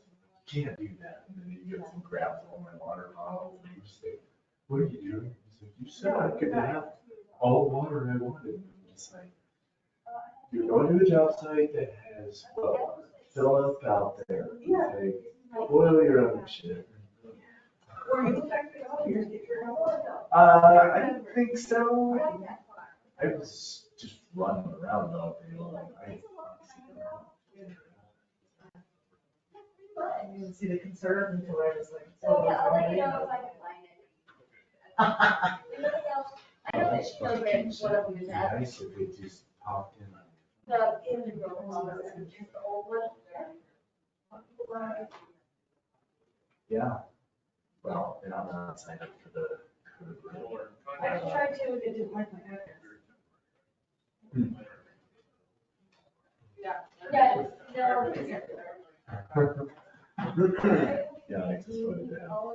And I have, it was Terry, Terry Brad, not Terry Dury, Terry, that runs the Flying Center, Terry Swear. Terry Swear's. You really need Cody, so Cody, do you remember Cody? We don't remember Cody. She looked relatively. Because she used to work on the county planning board. Cody works her. Yeah, that And Cody's she's from from the county planning board. Yeah. I met with the mayor and the portable clerk that has zero, training for accounting. I don't know. Don't you remember I'm trying to remember what small town, they were in the class that I were in. They're both like, neither one of us have the first clue what we're doing for the town, and she was like, no government experience whatsoever. Oh, I don't remember them being in the training. They were, Didn't they start after that, like after their whole subdivision and shit went to hell in a handbasket? Like, aren't they only like 6 months in or something? I honestly. The mayor, Sheridan, and their. Oh, their not Sharon, I was talking about, they were from another town, they literally just, the whole, everybody just quit and then started. Like, which is what happened in Sheridan as well. Now that you say that, I do remember, but I don't know. Yeah. That was good training, I think anybody should go. Oh, totally. Yeah. Yeah. Which That training? worked for me. All of it. The one we went to last year was really great. The one I went to last week was really great. The one in Dillon is really good. Yeah, I haven't been to one of those, I went to do that one. There's one on the 17th, is Yeah, that what it was? Yes. Cool. I can totally do And then there's one next week. That's what you just said. Oh, yeah, sorry. The 17th. That's in Dillon? Yeah, she's gonna send this email or anything on it. No, I think that was proposal. I don't know. I actually don't know where that one's at. Cool. All right, I'm going home. Oh, and I got your text. I'm so careful or it was flying to your text. Oh, no worries. No, it's all good. It's all good, it's an information. No, trust me, it's like, we're able. I have a personal assistant for a little bit longer. She's quitting, so I'm able to like manage my life relatively well right now. Yes, I remember. I did read it. And did you see our most recent letter? Got it. She's made. And you please address the resort tax? Yeah. How do you do that? What? Where do you start with that? We do have a ton of new business owners downtown. It would be an ideal time if you can get the voters on board. You probably need to figure out who did it last time, who like put it together, what put it together. Talk to them and go, what went well, what didn't. How did you approach it? Ginger lived through that, so. She survived it, not just once, but she survived it. Why? Twice. You've been through 2 resort tax vote downs. Give me that face. I think she's saying you better have a darn good plan. Was it voters or was it business owners? So the whole resort tax thing? If you're gonna charge more short terms and